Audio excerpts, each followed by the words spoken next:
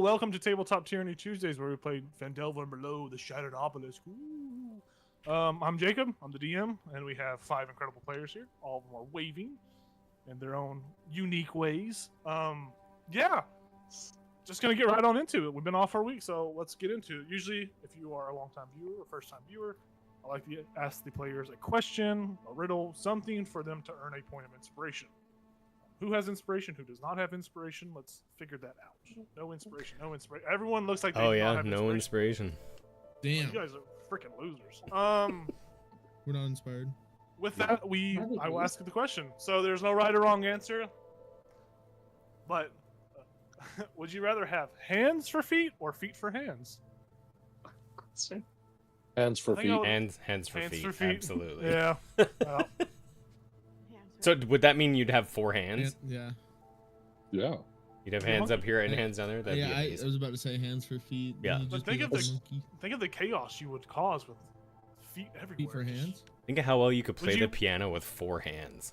It would be ridiculous. Yeah. There's a lot of things you could do with 4 hands. Would you be able to balance yourself well enough on your palms? That's what I'm wondering. Like, there's a lot of stuff going on with your heel. I'm gonna miss that. That's true, yeah. You might have to walk. You might have to walk on all 4s. I have weird long toes, so I'm kind of like, you know what? I bet I could make it work. I just imagine you could be like the best kickboxer in the world because you could just box them. Normally, just punch them. No kicking, just boxing. Yeah, everyone gets point of inspiration. Very easy question. Jeez, feet for hands sounds just awful. Like, right? How do you wipe? It really does. How you wiping your butt with that? Guess you gotta get a bidet and then pray. Yeah, you just. Bidet's pretty good. Yeah. Anyways, enough of that. A little bit of a recap for everyone. So last session, on session 19, the party continued talking with Bartholomew Barrelchest, asking if he had noticed anything strange recently going on in Phandelver. As Bartholomew seemed to be suffering from some sort of mutation, where he had these large, big bug eyes, think very much akin to like a fly's eyes. His response was that he had not noticed anything different, and not really pushing forward or kind of, giving him some of the good marijuana or good weed to bring him to reality, as you fear he might freak the fuck out, or who knows what could happen. You guys all headed over to the Ettermath Orchard. Actually, while you were at Bartholomew's, you guys poked around because he had complained about some tools going, something just like small thing, very small, minute thing just happening that he had noticed. You guys, Barnabas in particular, found a strange symbol on the door where he copied it into his book, or into a book of sorts, one of his journals, one of his books, and the party was able to pry the piece of wood that the symbol was on and take it with them, making sure not to make actual physical contact with it. The party then headed over to the Ettermath Orchard to handle the last complaint on their list, or one of the last complaints on the list, where they found the drow, Darren Ettermath, seemed to be suffering the same mutation as Pumbaa, with his fleshy weapon hands. Darren pointed the party over to his livestock, as he had noticed some strange characteristics as well. The party investigated, where they came to the realization that whatever was affecting the livestock was similar to the ooze collected from carp, and also the wolf that you guys had met or fought meeting Keltras. With intentions to, with your guys' intention to move the livestock away from, or to a different area, the party had been recommended by Darren to the old owl well that was nearby that had dried up a couple of years ago. You guys scoped out the area, finding that inside of the well there was a water bucket where there were these 3 large chunks of these black rocks, very similar to the little like shards of rocks that you found in both the ooze and just what you have noticed in the past. So you kind of, went down there, had to go down there because it was too heavy to magically lift. Var jumped in, disturbing the mutated Otug that was down beneath in the depths. You guys all rallied around, dispatched this mutated creature, and you retrieved those rocks in the bucket without touching them. You guys were very particular not to make physical contact with them. And you also basically cleared up the blocking of trash and stuff that kind of stopped the water from flowing into this well. And as you guys did that and removed those rocks, you actually managed to purify the Shrine of Timora back in town, which granted you guys all a magical blessing, which if you guys look on your character sheets, it will be under your feet. You should see it. It has a nice, it should have a charge on it. It doesn't pop, it's as a reaction you can use basically bless on yourself, so you can add a 1d4 to an attack roll, or to, I think it's attack roll, ability save. But you can use that as a reaction. So it can be useful. It doesn't pop up under your reaction tab, sadly, under your action economy, like your main action page. So I tried to get it to pop up there, but I couldn't figure it out for the life of me. But also, in getting this blessing, you guys, it's raining. You guys recovered a potion of Hill Giant Strength and the Camper's Crutch, which is a magical mace that looks like a fire poker that can start fires on dry wood and stuff. It's pretty cool. After that, you guys visited the woodworker's house, as he was another one of the last complaints. However, Jim Bull was not home, sadly. So Barnabas left them an illusory script letter informing them that they had stopped by between the hours of 10 a.m. and 1 p.m.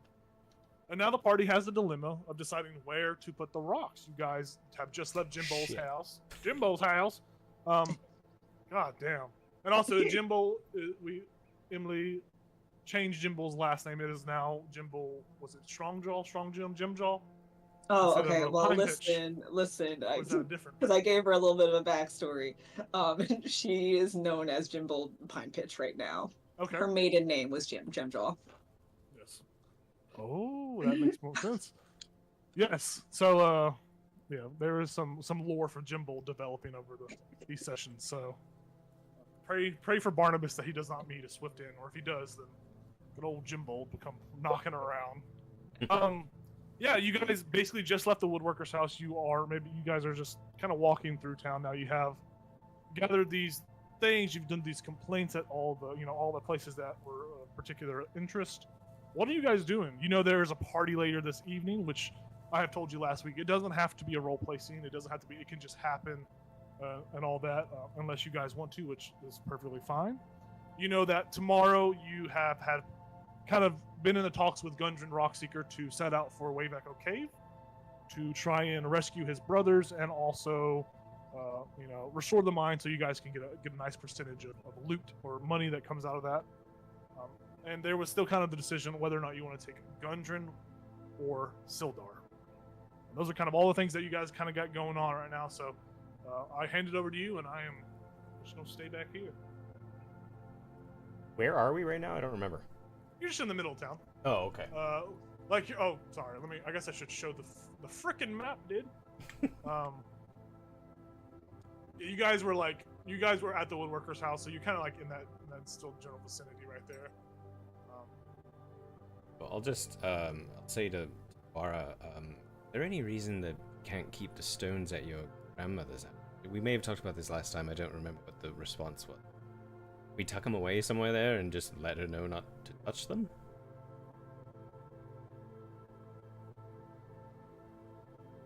Yeah. Hold on. I forgot what... It's only if they touch stuff, right?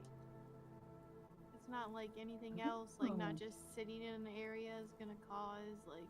Yeah, I guess we don't really know if it has an aura or something. We found those rocks at the bottom of a well, but they were supposedly affecting things nearby. Right? We ended up looking into that because of what was going on at the orchard.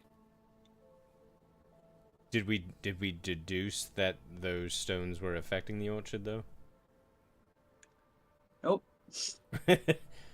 You guys had known that the cows were in an area around some trees that had been affected. Yeah. And they were eating the rotten apples and stuff on the ground, just being animals eating the grass. So, kind of maybe hand in hand. Those two things are kind of in the same realm. It could have just been from the water. It was in the water, contaminated the water. Water went through the roots of the trees. The weird monster thing drank the water. Could have been that. Well, we know the water was running towards the shrine. Ends that by. That's true. But I don't know that it was. I don't know that it was running to the orchard. That was my first thought. In there, but I mean, is there any way Barnabas, would you be able to like somehow like look closer at them to see if they can affect with an aura? I mean, I can try. I didn't really understand without the touching other them. Yeah. stuff that we've seen. Oh, that's true. None of this has been in my books, but I can try. You're muted, Jacob. I was. Yeah. How do you plan on trying to deduce more information? Tell me how you do this. What do you do? Do you use any spells? Do you like? Let's see. Yeah. I was just looking at the text for identify, and identify does require touching the object. So I probably will not do that. I'm trying to think of a way that I could use augury, actually. I like it. Yeah.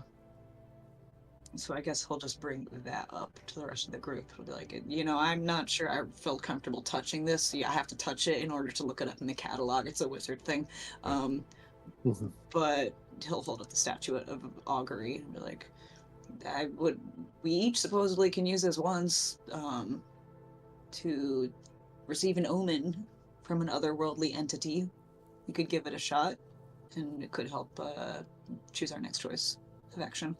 Yeah, I mean, if it works, I feel like we'll know a lot more about this. Mm-hmm.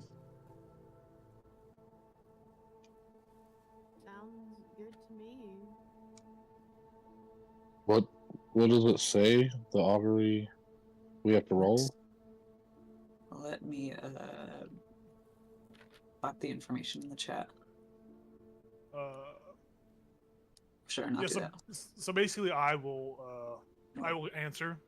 The way the spell works, it's up to the DM to choose from the omen table. There is will, which is usually good, woe, which is bad, will and woe, which is good and bad, and then there's indifference, which is neither good nor bad. It's a very like vague spell. Like it's very much on the vagueness because it is augury. It is a level 2 divination. It's very very vague, but it helps you make a decision within the moment you cast it till 30 minutes later. It's something like a small window. So we could ask something like, what would happen if we leave this in Grandma's basement? Yeah. I mean, it's worth a shot, right? Would it affect my grandma's product? Right, yeah. I'm assuming that the otherworldly entities would call it a bad result. Yeah. Are you using... So yeah, as you guys discuss, just let me know when you're using it and then what question you're asking. So you guys... I mean, sounds good to me. Water in my room? Because I'm an amazing girlfriend, I know you get thirsty. It's a huge amount of water. You better drink that during this entire stream. I was like, Drinks a lot of water. I'm just gonna fucking... No, how big is that? It's like a... How's he supposed to drink this? And it's filtered. He Sorry, has sorry. a billion cups in his room. My bad. Yeah, I think, yeah, I mean, the most important thing is whether or not it ruined the crop if it's down there, right? I mean, is that where you would put it? Down in the basement? Is that the best? Well, there's goblins in and out of there all the time, so... How long was it that the smithy said would take for the lead box? A week. A week. I mean, I guess I can tell Grandma to just keep the limit who goes in and out. But is the basement just one big room, or are there like other rooms down there where put things that the goblins don't go? Sure. Yeah, I mean, Don't... you would think there'd be more than one room, I guess. But yeah, I think that probably the best question is what you said, like, left this down here for a week, would it ruin grandmother's crop? Or put my grandma in danger. Right. So...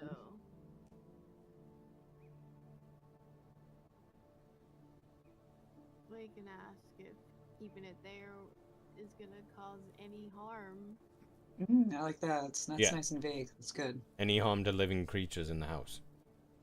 Because that covers plants and a living thing. Plants and... Cool. Awesome. All right. So Barnabas is gonna hold out the statuette of augury, and just be like, "Oh, otherworldly entity, what will happen if we leave these spooky black rocks in Vara's grandmother's basement for a week? Will it cause harm to any living creatures?" Yeah, so as you are holding this, I believe it was an elf statue of like an elf of some nature. As you grip it and as you cast the magic, that is used once per person, per player, or NPC, once per life, basically. Nothing immediately happens, but you guys are kind of sitting there, and you watch as Linda, the little small gnomish woman with like the orange hair, green eyes. She's got that long hair. Oh, the long hair. Yeah, you kind of she walks past you guys as you kind of all standing around, and you watch as somebody slips on her hair, throws, and as they fall, a platter rises up into the air and lands, and all this food that was on the platter just falls down, and you watch as two bananas cross over, and a little apple forms like a little skull on it. A very bad omen of sorts. Damn. This imagery pops up. That's a strong whoa, I think. Yeah, that. Could be wrong though. I don't usually dip into this kind of magic. Yeah, that seems like a no. Like we're not keeping it there. All right, well I've used it up. Who wants it? Okay, where else could we keep it? What if we kept it at the bottom of the well? Just for another week. I mean, it's been down there for that long already, right? Well, that's true. Yeah. We could keep it in the bag of holding. We just couldn't grab it out. Right, that was it. Like, we worried that So if it we would just reached in, stay we would... There. Yeah. Have we Because it tried goes casting? into Sorry. Have we tried It putting goes any into- holy magic on this thing yet? Yeah, it absorbed. I give up. Holy magic. Oh, did it? absorbed by Okay, right. rocks. Yeah. Sorry. It would just go into his own personal space in the bag of holding. Okay. All great ideas. All great ideas. Do we have just a regular box we can put them in? Put it in And the then bag put of it in the bag holding. of holding. That's why when we get it out, that way when we get it out, we're just getting the box and not those. Or a bag or something to put it in. Sure, we have something back at the... Or maybe your grandmother. Shipping back and forth. Yeah. I could just go down and get a sack real quick from the general supply store. Wait. Actually, I got this really cool spell recently called Locate Object. This was a free coupon in the back of the Identify catalog. I should try it out. What do we want? What kind of container do we want? A box or a sack? He starts setting up. This is gonna take 10 minutes. Oh my gosh. Oh no, sorry, I misread. It's concentration for 10 minutes. And it can take up to 10 minutes for him to find the box. Okay. He holds out a forked twig. And he's gonna start looking for a box or a sack. This is a level 2 spell. Yeah. So very much akin to like a diviner rod, with your little forked twig as you it's pulling you in the direction. Like there's no visible like ping or any kind of like direction. It's very much this twig stick is just guiding you. You walk maybe 20 steps away around a corner. There is a box that is, there's just a little jewelry box that's been set out. It's not really a jewelry, it's the size of a jewelry box. It's very much a small box that opens up. Yeah, you found the object. Does it have a free sign on it? It is actually buried under some dirt and grass. Okay, you gotta dig it up a little Oh bit. hell yeah! You This probably- spell is so good. Yeah, you probably open it up and there's some rotten food in there. Maybe it was somebody's small compost box or something, or nothing great. There's nothing really there's no claim to it. Hell yeah. How big are the stones? The stones were they were I don't actually remember how to describe them. They aren't like obnoxiously large. They are, we'll say, they're like oversized eggs, I guess. Not like a chicken egg. What's bigger than a chicken egg? Not an Like ostrich ostrich egg. egg? That would be crazy. Peafowl or Yeah, peahen? whatever. Yeah, a peahen's egg. It's like 3 of those. They're not smooth. They're like misshapen and all that, but they are for their size. They are surprisingly heavy. That's the one thing is they are dense, but you can fit them into the box easily enough. So like a softball size? I don't know what a Powiffa bird is. Yeah, we'll say it's like think of like an oval softball or baseball. We'll say Okay. baseball size. They're like a baseball. It's a More so peacock, like a peacock, but the female. A peacock. Oh. A Oh. female's called Yeah. a peahen. Oh. Sorry. more or less like between a baseball and a softball. It's in that kind of medium range. It's it's Okay. not overtly large. Okay. Do they fit in this box, all 3 of them? Is there a lid? Yeah, it's one of those boxes that just like it opens and closes like Has it's like like a hatch. Okay. Little Sweet. hinge. Okay, sweet. Oh. Listen. Any place to put like a risk lock is on it? me. All right. Should we ask if it'll mess with anything, or are we just gonna trust that it's good? In the bag of holding. Yeah. I mean, it should be in its own little dimensional space. I don't know if I know this. Josh knows this, but I don't know if Keltros knows it. I'll offer Vara the statuette of augury. You can ask if you want. Okay. Do we feel confident or no? So, are you wondering Let's see. if it's gonna affect us or stuff in the bag? Either or. Hmm. Keltros is confident. He rolled for it. Well, it's a I'm whole other mostly dimension, right? concerned for Rivian. You feel like it'll be fine since you have the bag of holding? If not, I guess whoop-de-doo. Let's do this. I mean, what's gonna happen? His neck's gonna grow again. 2 more inches.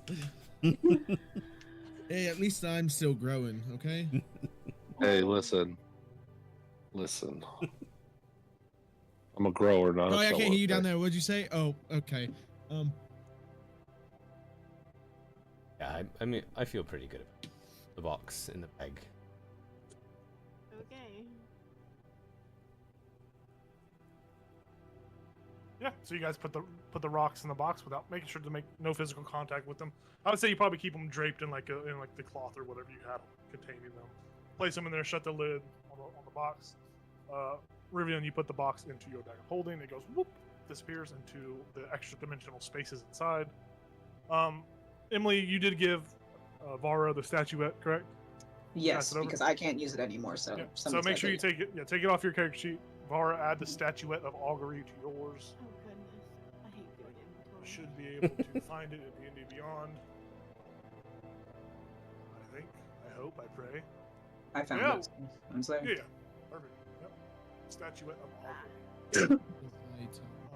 Yeah. So you guys have pocketed these gems, these rocks, these whatevers. Now what? Now what you doing?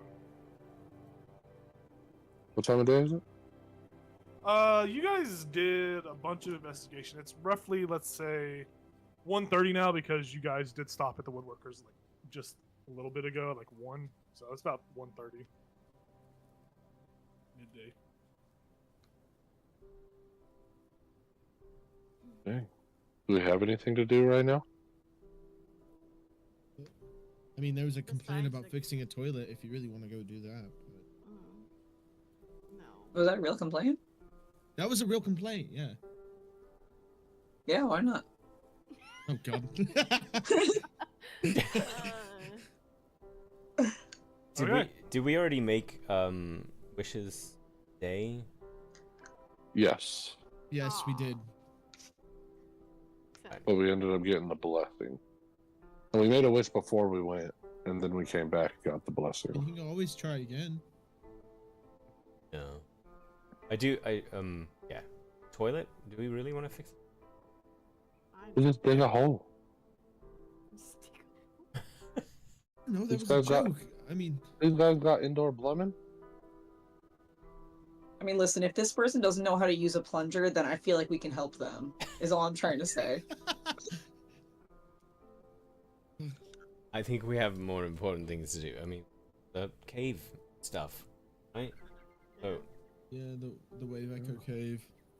Maybe We have get to supplies figure out- for it. Yeah, figure out who we're taking too. Are we gonna take Gundren? Are we gonna take Sildar? Sildar couldn't hit shit in our last fight. That's what Yeah, I- he really was not the best. I mean, he has beat my ass before, but yeah. Like, I know outside a He game is- it was all based on rolls, but inside the game it's like he's pretty fucking useless. We saw him be fucking useless. Gundren knows Alright. more about the caves, so. Yeah, that's what I. And plus, if we run into his brothers, he might want to see them. And I'm sure he'd like to spend more time with your grandmother. He'll die, definitely. We should probably let Sarnak know we're not gonna be there for it. Oh yeah, Sarnak. Sure, he'll search the That's house, just a lot. but we're not there. There were locks on it. Lock a door. I mean, we guys we just opened them. moved in. Yeah. Yeah, we just moved in. We don't know what's in Yeah. our rooms, really. Oh, and Ollie. I just had my bed roll out.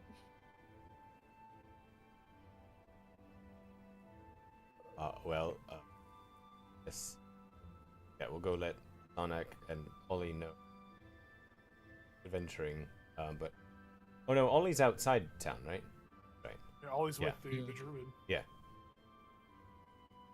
Asking about the hot babe owlbear that's over in the woods. So we'll just let him know Babe of an owlbear. on the way out. Yeah, let's go back to the manor and just let Sarnak Deal. know. And we don't even really need to do that. That's the only thing we have to go back there for, right? Collect any.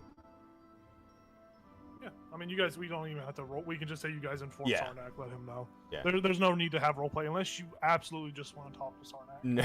Which, hey. Yeah, you guys, I mean, we're in this period of the game where there's not really anything that you guys critically need to do. You know what you got to do tomorrow. We can kind of just fast forward time if you really want to. We can just say, woo, the party happens. You guys have a great time. And then if you guys want, you can take a long rest or do like a watch phase during your long rest. It's really just up to you guys. There's no real roleplay that really needs to happen unless you want it to happen. So if you guys want, we can just kind of fast forward to whatever, like a watch phase, or just say you long rest. I'm fine with fast forwarding through the party, but yeah, I do think we need watches, all the gongs. And... Oh, the basement switching up Yeah, all the yeah, time. yeah. Right. Is it still the same day where it was a fire basement? Yeah. Okay. Yeah. So yeah, the party goes off without a hit. Oh, sorry. Go ahead. Sorry. If we're fast forwarding, Barnabas is gonna go fix that toilet. Oh my Like, we're not doing anything else this afternoon anyway. Like, Yeah, alright, toilet fixing. Hold on. Let me see. NPC creator. When you're done, I also have one thing I want to try. Yeah. So you go over to what a name, Emily Barnabas. You go over to a house that Rivian points you to, and you are greeted by a dragonborn named Nadar Pyrax Telnoist. It's a He is very unique name. he's very much a scrawny dragonborn. He's got like patchy bronze brash hue colored scales, has a black shirt, very thin gray vertical stripes on it, so just brown pants. He's a hunchback, very much Quasimodo-esque, very very old though, but his personality is gleeful. And as you approach, he sees you and he's like, "Oh, hello there. How's it going?" Hey, we got a complaint about a toilet. Yeah, they really shitted it up in there. It's crazy. Are you here to fix it? It's been just... I've just kept using it, and it's kind of just been piling up. Using it. Why don't you just show me? Show me where it is. Yeah. He opens the door, and it's just he leads you into his little house. His house is very, very modest. You see there, just basic living, basic necessities, nothing really luxurious or crazy. He opens the door to the bathroom, and it is as if a Shit show. shit tornado has gone off. There is just shit. It's bad. It is. You open it up, and it probably smells worse than that well you guys just went down. Good You lord. just see like a very impressive, even grotesque, impressive mountain of just like human or dragonborn feces that just piles and piles up. And he's like, yeah, I really had to go, and I had to keep going, and so I was hoping you guys would have been here sooner, but shit happens. Wow. He like pats you on the back. Have fun. He walks away. I have my unseen servant do it all. And so you just watch as like pieces of crap and poo just gets cleaned up. This just probably chill. takes the unseen servant probably a good hour and a half, 2 hours. Like it's really just for the unseen servant to do a really decent job, really clean this. It happens. To which Nadar comes back. You know, he's giving you like maybe some water or some drink, some sort of lemonade. There's like maybe some good old peppermints in a bowl. Mm. The unseen servant finishes business, and Nadar's like, "Wow, you should start like a cleaning business or something. That was all the work but no hassle. You did it pretty quickly. That's why you are one of the protectors of our great town. I am proud to have someone like you around. Thank you, pal." And he pats you on the back. Thanks for the water. I'll leave. Yeah, you leave, and Nadar's like, "I promise not to let it happen again." As you leave, yeah, Oh, gotta go to the bathroom. the water really gives me the runs. Yeah, you do that during this fast forward period. Settle that. I have to make this a character. I'll have to write his name down. Love that. I will keep that page open. That'll be my next character. Hey, could definitely well be. I'm not gonna copy it. I'll just read it later. Yeah, so you all go to the party that night, have a grand time. People are there celebrating you. It's a funky time, just like the night before or the last time you guys had a party. Keltris, I think this is the first time experiencing a Phandelver party. It's very quaint, very quiet, but also kind of noisy and boisterous as well. It's this very weird middle ground. It's no like Waterdeep, Neverwinter. It's no big city party, but it is a spectacle. Great food is had. I just have a question. Do we see anyone else with mutations? For the most part, you don't see anything grand. Like you don't see any of the core traits that you guys had suffer, or maybe Darren. You see obviously Darren and them, all the people that showed up that had mutations.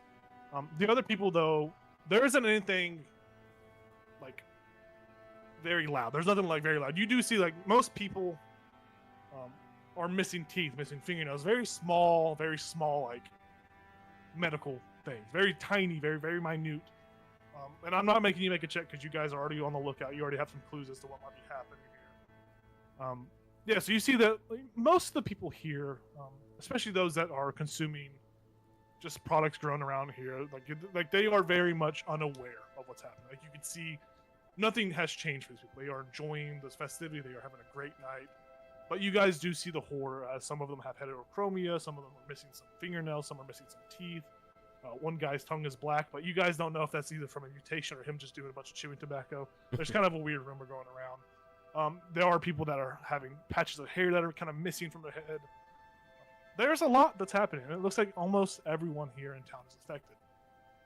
Obviously, Vara, your grandmother, Sildar, those that are in the vicinity of your medical marijuana, so to speak, are content, fine. But other than that, there's nothing that really like stands out to you besides these very minute, very weird medical occurrences. But the party goes on. People are having a great time. You guys are all praised and cheered, and it's nice, this appreciation. You guys are about to set out on another potentially hard trek into a cave. Restored this town's kind of really close adjacent mine to its former glory. Bring this town back from the brink of famine, brink of just absolute nothingness. And you feel that sense of hope kind of like linger in your chest as you have given these people something to praise, to wake up, to work, to strive for. You've inspired people. It's very heartwarming. But without a doubt, the party continues, and you guys all find your way back to where? Are y'all going to the manor to sleep? Are you going to the Bar's farm? Where do you guys choose to rest for the night? I think the manor. The manor? Yeah. Yeah. Mana. Manor. Yeah, people disperse. You guys all head up to the manor. It's roughly 10 p.m., 10:30ish. Party started at 7, so a little fun 3.5 hour banger.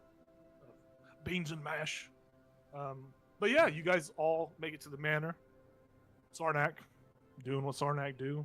He creeps, he crawls, and he's just practicing his floating disc. That is symmetrically perfect in every way.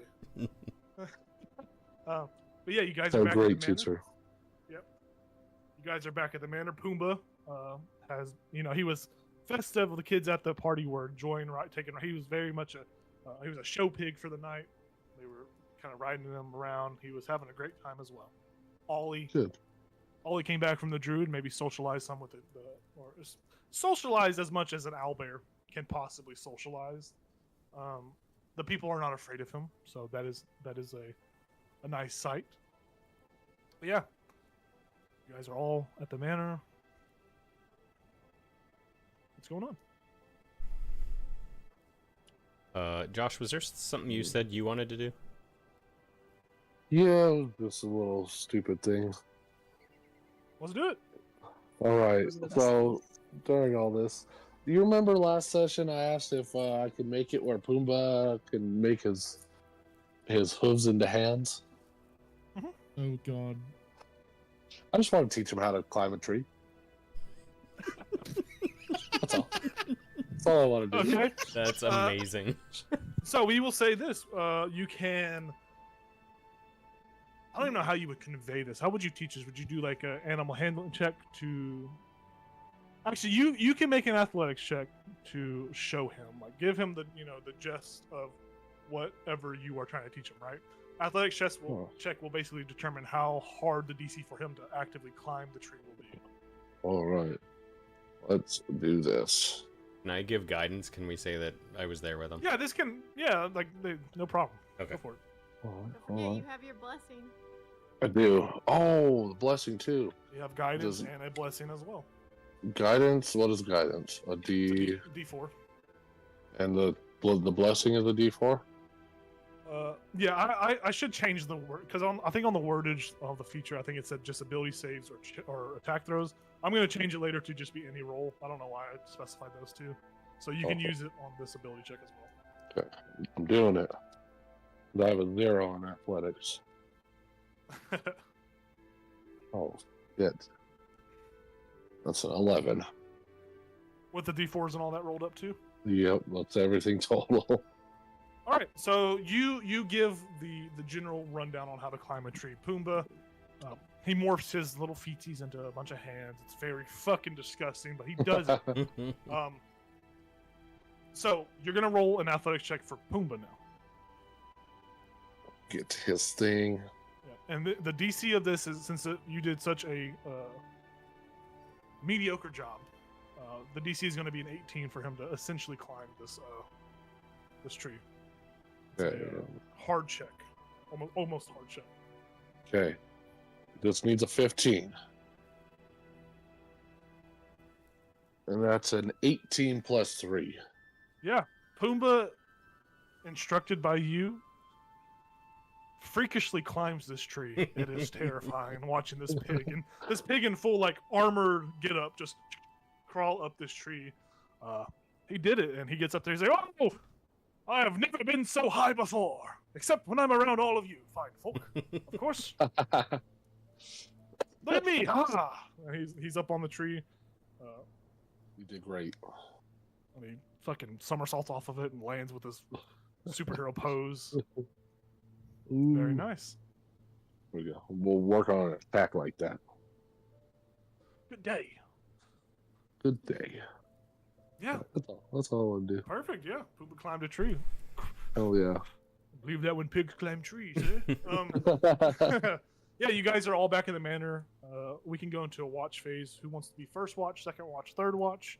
Was it the second that we were normally hearing the gong? The chiming?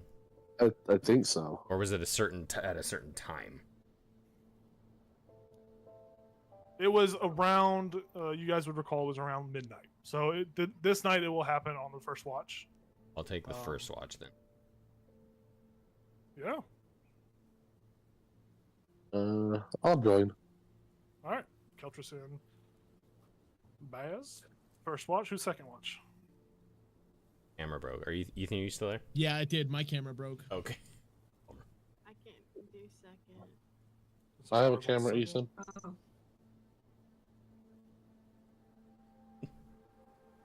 So Vara is on second.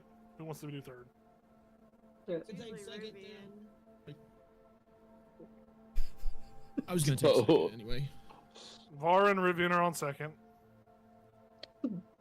Third watch. Who's on third watch? Barnabas and Yeah. Barnabas. You want Pumbaa with you? Sure. Great.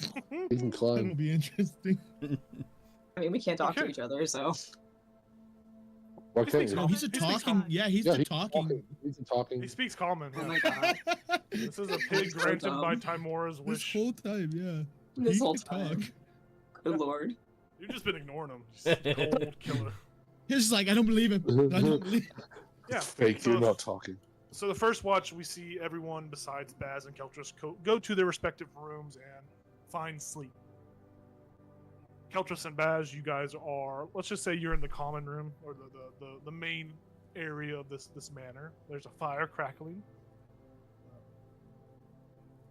You can make perception checks to see if you see anything, and if you want to roleplay, feel free to do so. Yeah, I think the only thing I would say to Keltris is, so can Pumbaa's like appendages turn into like anything? I'm not 100% sure. We're working on it. We're seeing what his limits are right now. So far, he can make weapons, shields, and right now hands. Like any weapon? Like can he do like a big maul, like a hammer, massive head at the end? I don't know. It'd be pretty wild if he could do like outside of game like a 12 of damage with one of these fucking. Oh, that'd be dope. That would be dope. Yeah, that's I don't know where it's somewhere on my character sheet, right? I don't remember. weird to watch, but fascinating. Muted.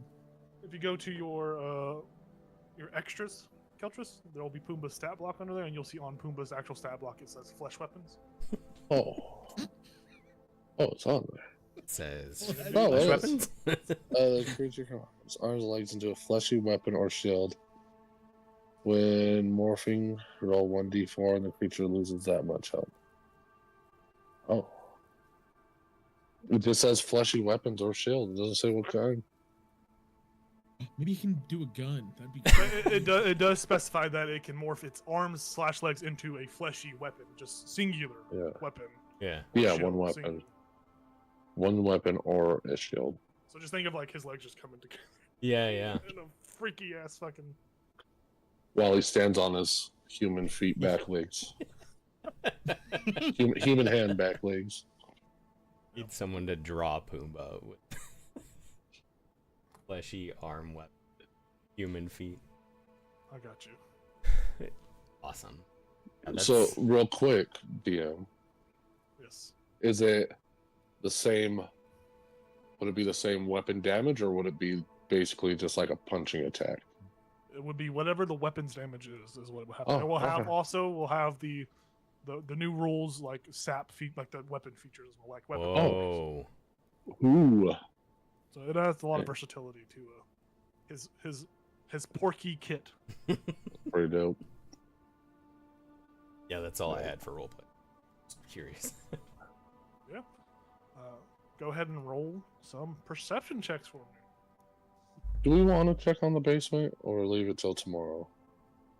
Yeah, we'll do that in the morning. I figured we'd do that and then go to the shrine before we left. Okay. Doesn't hurt. Maybe we get something special for. Okay. You got 10 perception. Good to know. Yeah, I also got 10. Yeah, you guys are.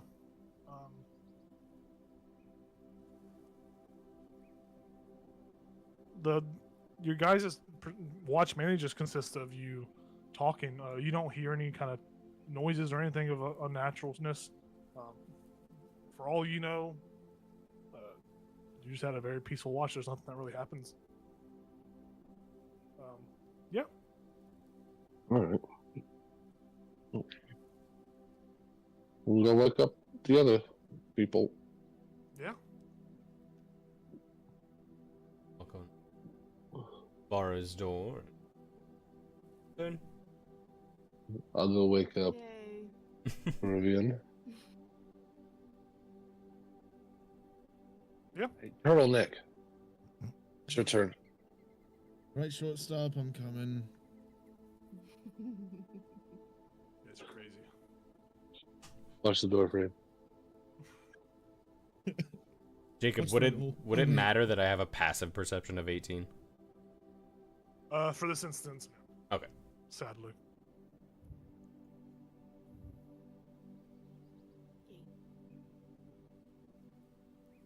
Yeah, you guys are woken for your watches. You all kind of convene in the main area. Feel free to do the same as before. Make perception checks or roleplay at your discretion.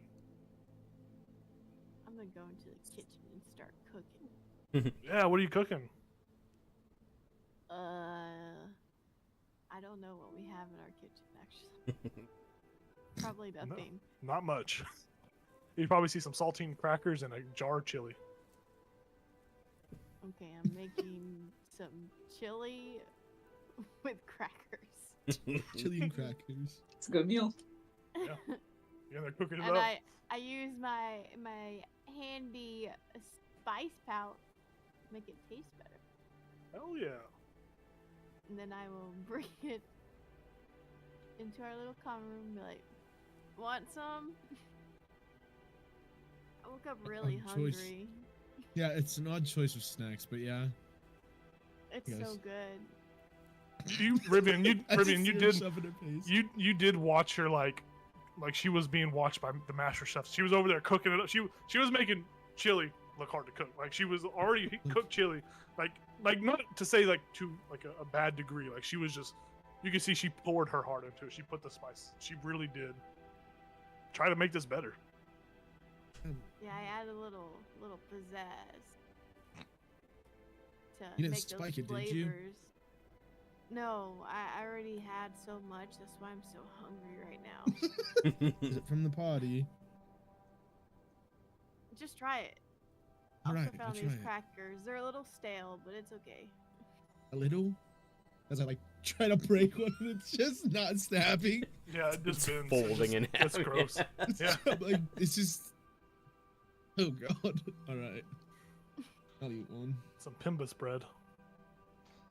I'm just scarfing it down. Yeah, the crackers are hard to get past, but the chili is muy delicioso. The chili's Yeah. great. Yeah. Can you believe I just found that in there?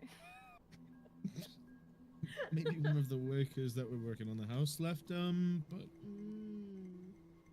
yeah. Very good. Anyways,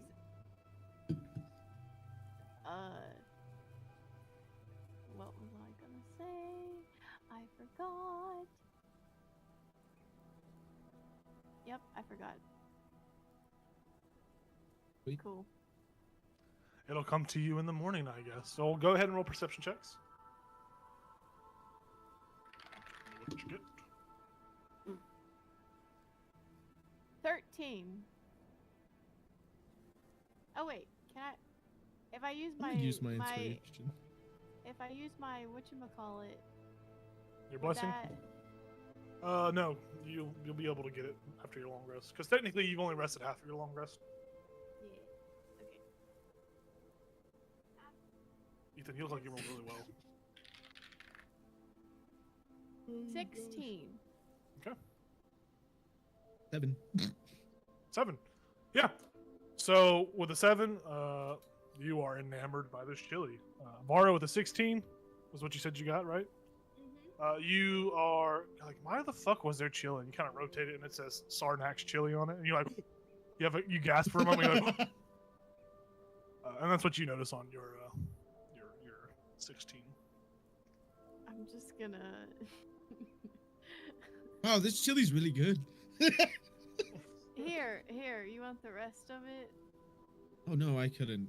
Yeah. You take look it. more Here hungry you than go. I- no. I give it to him. How much is left in the chili? There's like this much left in the jar. Like it was I'll say there's like a third of it left. You guys both ate a third in your own respective amount. There's a third portion of chili left. I wasn't the Notice. hungry one. It's the chili. If needed, but I wasn't the Enjoy. hungry one. So yeah, that is basically your watch. Craig, what you missed was that Vara rolled a 16 and noticed that the jar of chili that she had found was labeled as Sarnax chili. Hmm. That was the only thing that really happened, and that was interesting. That really happened. Cool. You guys, your watch ends. Barnabas and Pumbaa. Someone wakes up Barney. Barney is awoken. Be man. Yeah. It's your watch. I'll wake up Pumbaa. Okay. I'm Pumbaa he was just lying there with his eyes open because that's how I responded. So yeah, that's what he was doing. I just poked Pumbaa. Pumbaa. Yeah, Pumbaa wakes up. Good day. Yeah, Pumbaa wakes up. So Barnabas and Pumbaa are up for watch. Pumbaa sits uncomfortably close to you, like he just keeps like scooting close to you. You can obviously tell that he is trying to get some sort of head scratches or tummy scratch or something. He's like actively like pestering you to a degree. He doesn't say anything though, because he really only knows like Keltris, like blood brothers, or has that sensation. But to you, he doesn't really know much about you.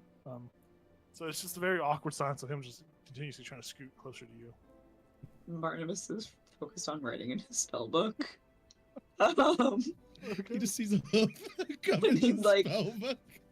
Moves a little bit at first and then like doesn't bother. Like say he reaches the end of the sitting area and he's just like, whatever, this is how it'll be. Yeah. Yeah.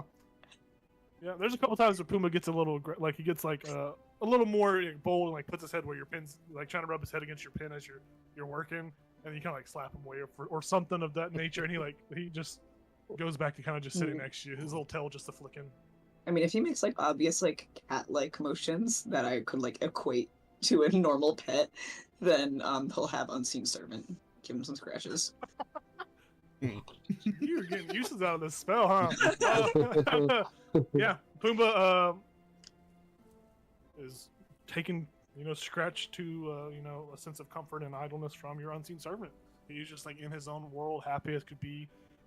Yeah. Oh, what a good day. He does not say anything though. He's just maybe like a little grunt, like, oh yeah, I haven't scratched that forever. Yeah, just like very much in the moment, enjoying. This. Barney will like look at him and be like, what? It might have sounded like that, but nothing of that nature. That's Okay. I do not understand that's how that was interpreted. My bad. Yeah, you guys can make perception checks. Or Keltris roll Pumbaa's perception check. And Perception is wisdom, right? Barnabas, go ahead. I believe so. Yes. Barney's a little distracted by Pumbaa right now. Yeah, I understand. You got a 13. Yeah. Your guys' watch mainly consists of just this happening. So awkward.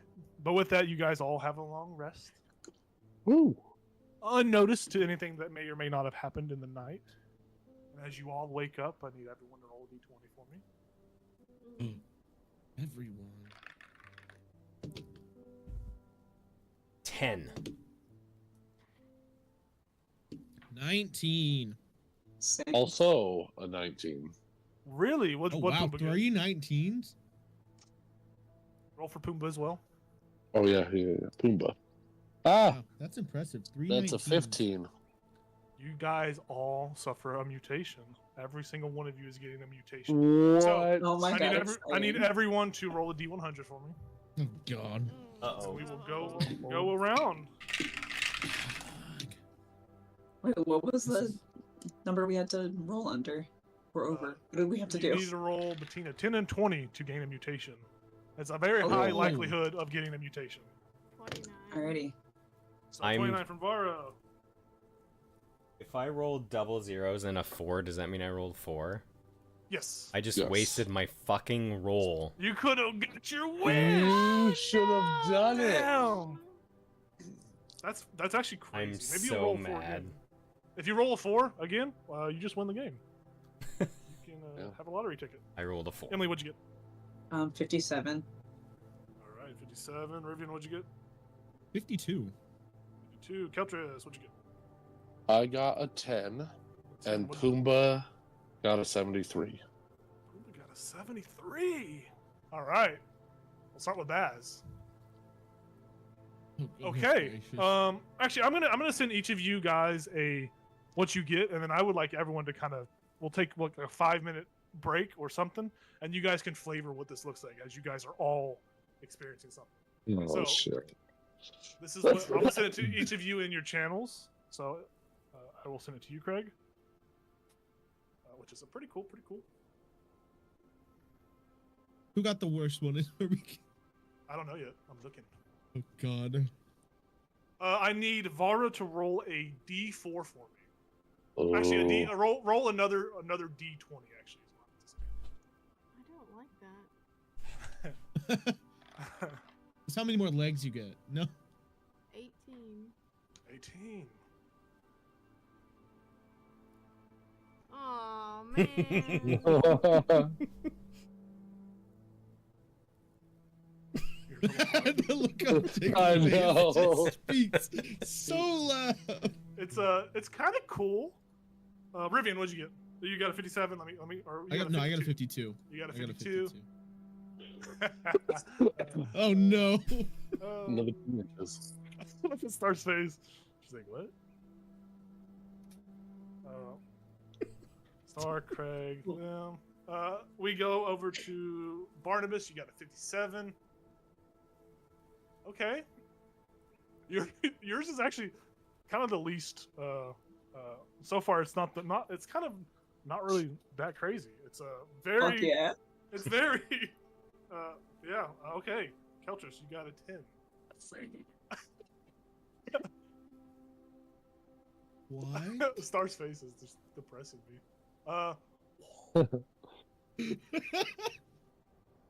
All right. Keltris, the main man himself. This first one is yours. And the second one is Pumbaa's. What the heck?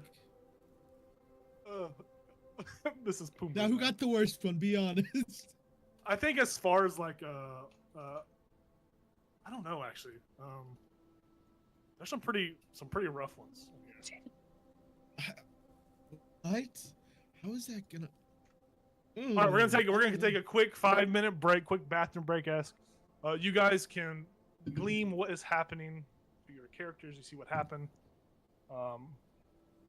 I think Emily's is the least like effective. I think there are some other people's that There's are a pretty. big kind of flavor text. I think Emily and Craig's are the least like affecting. I think the rest of you guys got I just want to wait. mutated pretty badly. I just want to know like what it would look like. That's up for you. That's for you to decide, and for us to find out in 5 minutes. So, we'll take a quick break. We'll be right back stream as we see our party awake with some mutations. Some more so better than others, but all in all, pretty cool mechanic, right, guys? I am gonna text you. Got a question about this. Yeah, Okay. feel free to Don't send mind. me a message. We are.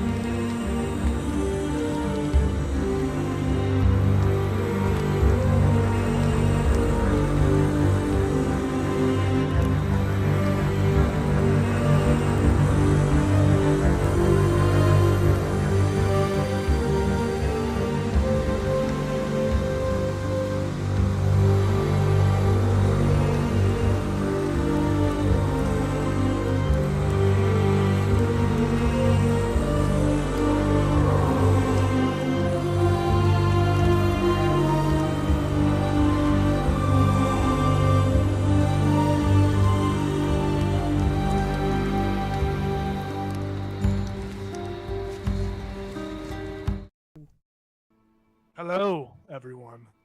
As we awake to a beautiful day in Phandelver, the birds chirping, the trees sagging and falling down into the ground, our heroes awake mutated.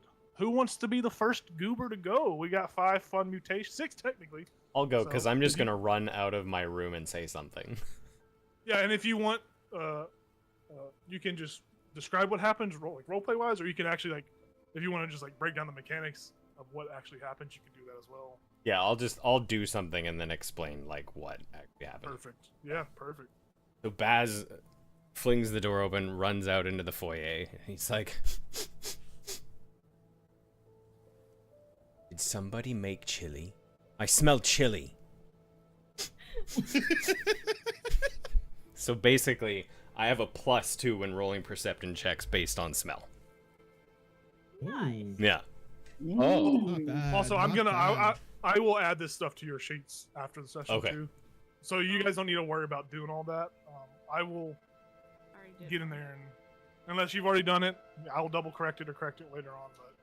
I've only done one part of it, but yeah.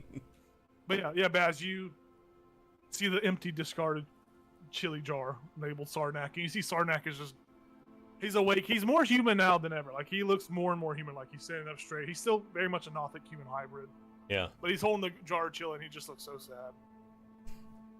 I'm like, it wasn't me. I don't know who ate it, but that was really good. I'm sorry. He just looks up and says, "It must have been good, chili." Oh. But he just mopes in the corner. Yeah. Well, he awoke and it was gone, so who knows if Pumbaa licked it clean or what happened in the nighttime. Dang. I mean, he does have hands. He can open it. Oh, dear God. That's nightmare fuel. Perfect, yeah. Who wants to go next? I'll go next. All right, I'll perfect. go next. You see me walking downstairs and be like, "I didn't eat the chili, I swear." And behind me is a 6-foot tail, Oh shit. basically like a tiefling's tail. Is how I'm gonna make it look. What? I have a tail, and it's just whipping around, because I'm not noticing it. Yeah, I'm like, Rivian, yeah. you have a tail. What's the matter? What are you talking about? You have a tail. Look behind you. Holy shit! What? Golly! It's just over my shoulder almost.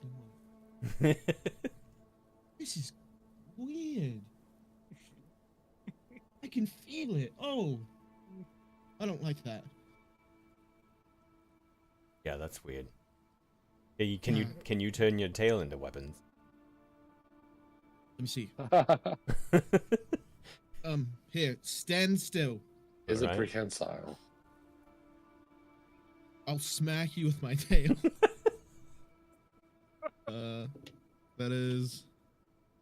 That's 8 damage. Ow! What the fuck? Oh shit! I'm sorry.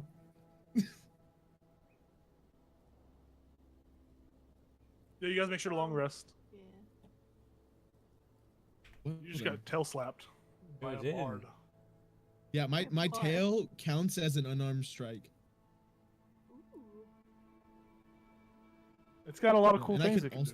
I can also hold simple weapons with it. Oh, Oh, But why would I snap. do that? Because my unarmed It's- strikes are pretty good. it's prehensile. Yeah, There is a you're- negative aspect of it, though. No. Very elastic. Yeah, well, I don't do it anyway, so there's no negative. Oh, I true. wear armor. Oh, perfect. Perfect.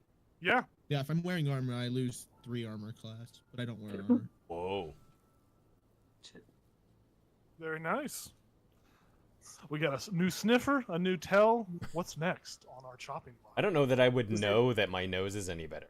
Yeah, it probably doesn't even look any different either. It's just Yeah. like, Yeah, it smells I was better. gonna ask that. There's no visual change to yours, at all. Not that I given, no. Okay. Got an elephant tusk. Yeah. Mm. That would be insane. It elongates Alright, a who wants little to go bit. Fade next? this tail. I have a dog snout. Just the Gruff McRuff or whatever. Or Smokey the dog or whatever. Me and Pumbaa will come out. Oh. Come out. Me? There's nothing really much different. I am a little more bulkier. Got a little more muscle going on. But I think that's really it. From what I can. I'm just, I've been working out last night.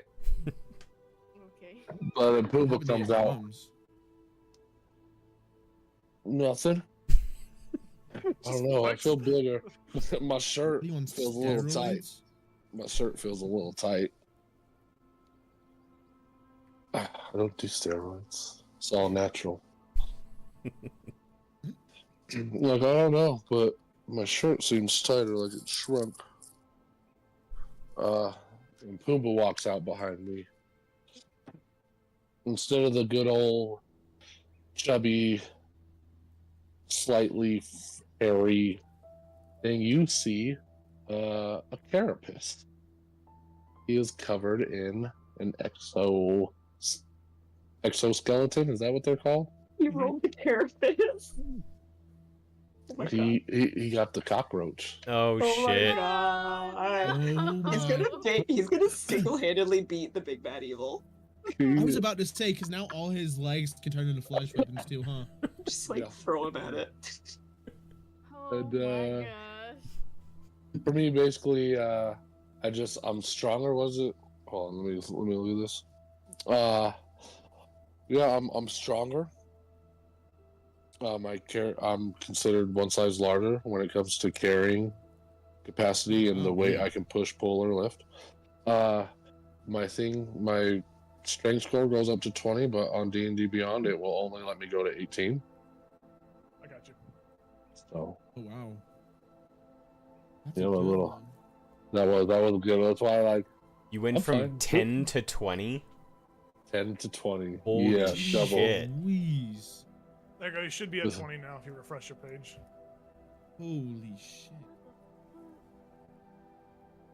And then there's start with whatever she got. Yep. It's Yeah, I'm thinking, okay, I'm ready to hear these deformities, and I'm like, wow, this is like nothing compared to mine. Well, I Yeah. guess Pumbaa's. Yeah, Pumbaa's, so- oh yeah, Pumbaa's was bad. Yeah, so Josh Kelcher sees Rivian's prehensile tail and a normal Baz, like wow. Yeah. I'm a little bigger. As Just Baz will just turn around and show his tail. He'd be like, it's cool, we're like twins now.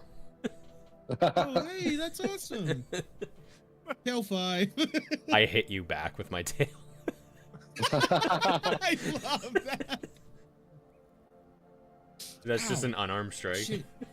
yeah. Yeah, it's an unarmed strike. Oh, I don't think I hit you. Then.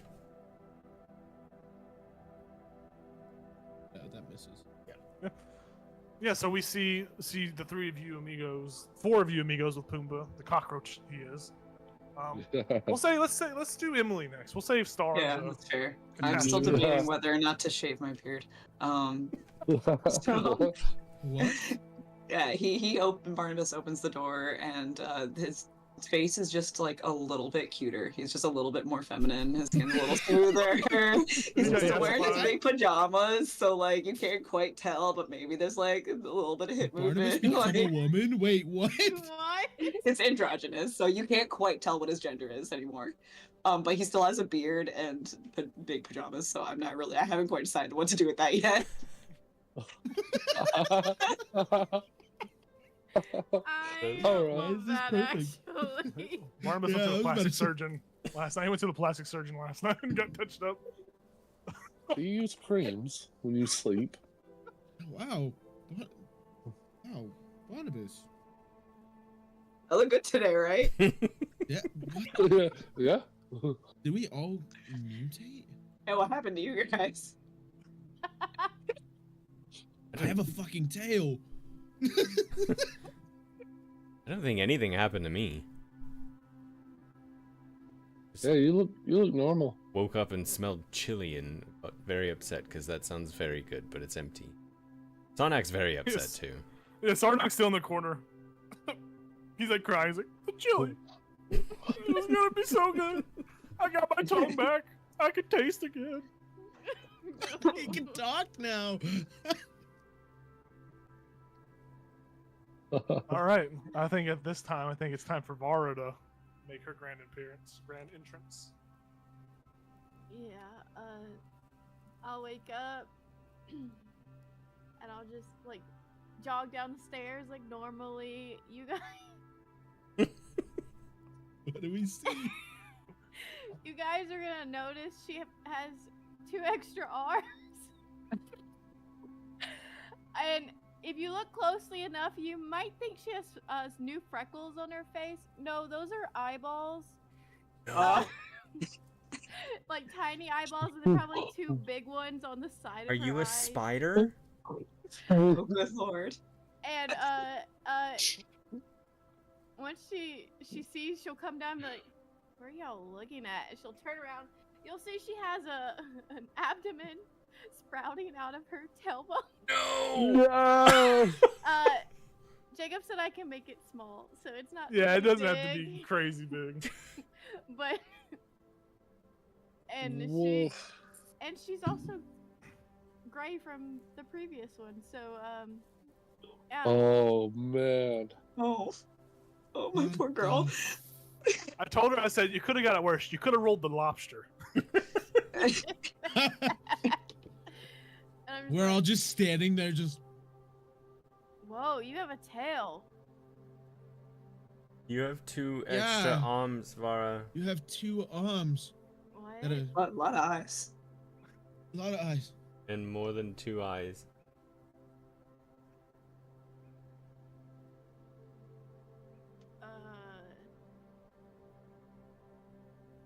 I don't know how to process this without yelling.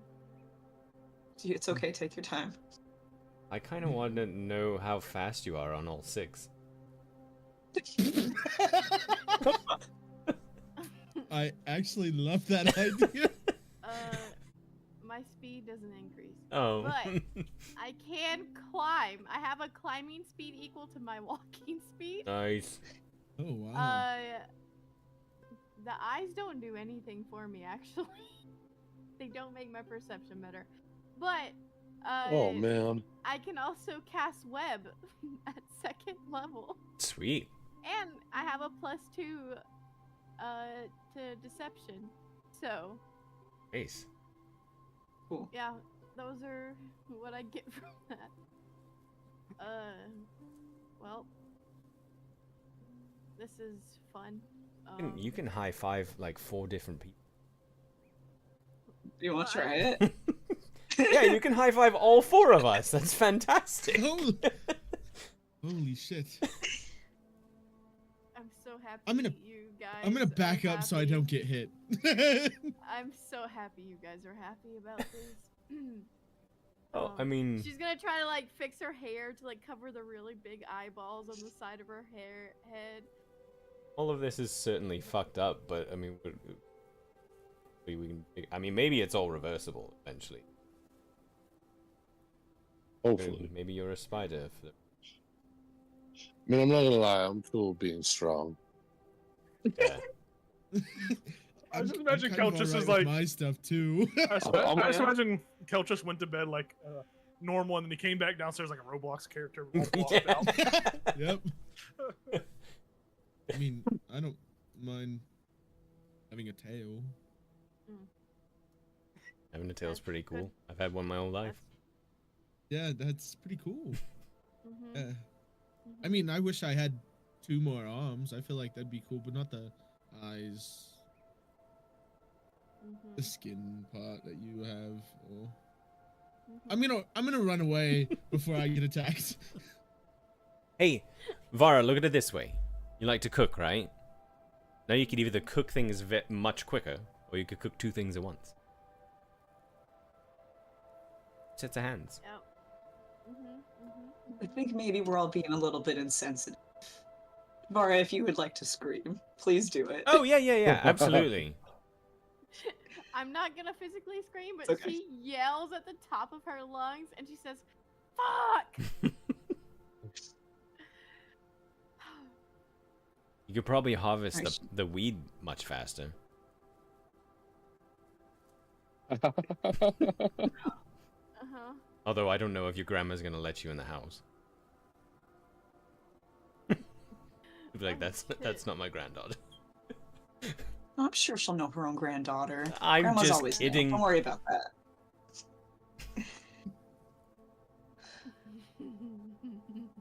Gonna hurt you. I already ran At a away. climbing speed of 40. I ran. I didn't yeah. climb. Okay. Well. Jacob did say I can make the arms come and go as I please. So Yeah, Hmm. I'll allow it. Retractable? Oh, that's cool. yeah, I'm You're very merciful of him. I wish she would have got lobster though, because I can't imagine her just coming downstairs looking like Larry the Lobster. I'm kind of happy I got the spider over the lobster. I'm not gonna lie. Well, Would have been funny. I guess I'm part spider now. Yes. All right. Oh, you and Rosie can hang out. Rosie's just on Barnabas' shoulder. Can you speak to spiders? I'm gonna do a No. level 1 healing word on myself after I got smacked with a tail. Yeah. Yeah, Well, I got it all back. Yeah, you guys all wake to these mutations. Sadly, you don't know what happened in the night. There was no good checks. Yeah. But you know what has to happen. This is a new day. This is the day that you kind of like soft promise, not really like a promise, but you kind of like soft agreed to go to the Wave Echo Cave. I guess the decision he's being made now is, who are you taking? Gundren or Sildar? I think Gundren. Yeah. He's a dwarf, right? Your laughing is making me think we should change our mind. No, I'm just laughing because like Sildar, he was a knight at one point, but he just couldn't hit that goblin. Yeah, Man. yeah. He just something about that goblin just didn't work with him. That goblin really threw him off. No, Gundren, they're both suitable choices. There's no Okay. wrong or right. I would like to go to the basement before we leave, though. Just see Yes. what's happening. really? See what happened? Oh, really? Yep. All right. Really? Let me roll some stuff real quick. I spent like 3 hours making a fucking roll table for this thing. Oh, really? So it's that. Actually, can Baz smell what happened? Yeah. Is a scent wafting up here? Yeah. So yesterday, you guys know it was like the elemental plane of fire. Yes. It still has like that smell to it, except there's more of an earthy soot smell.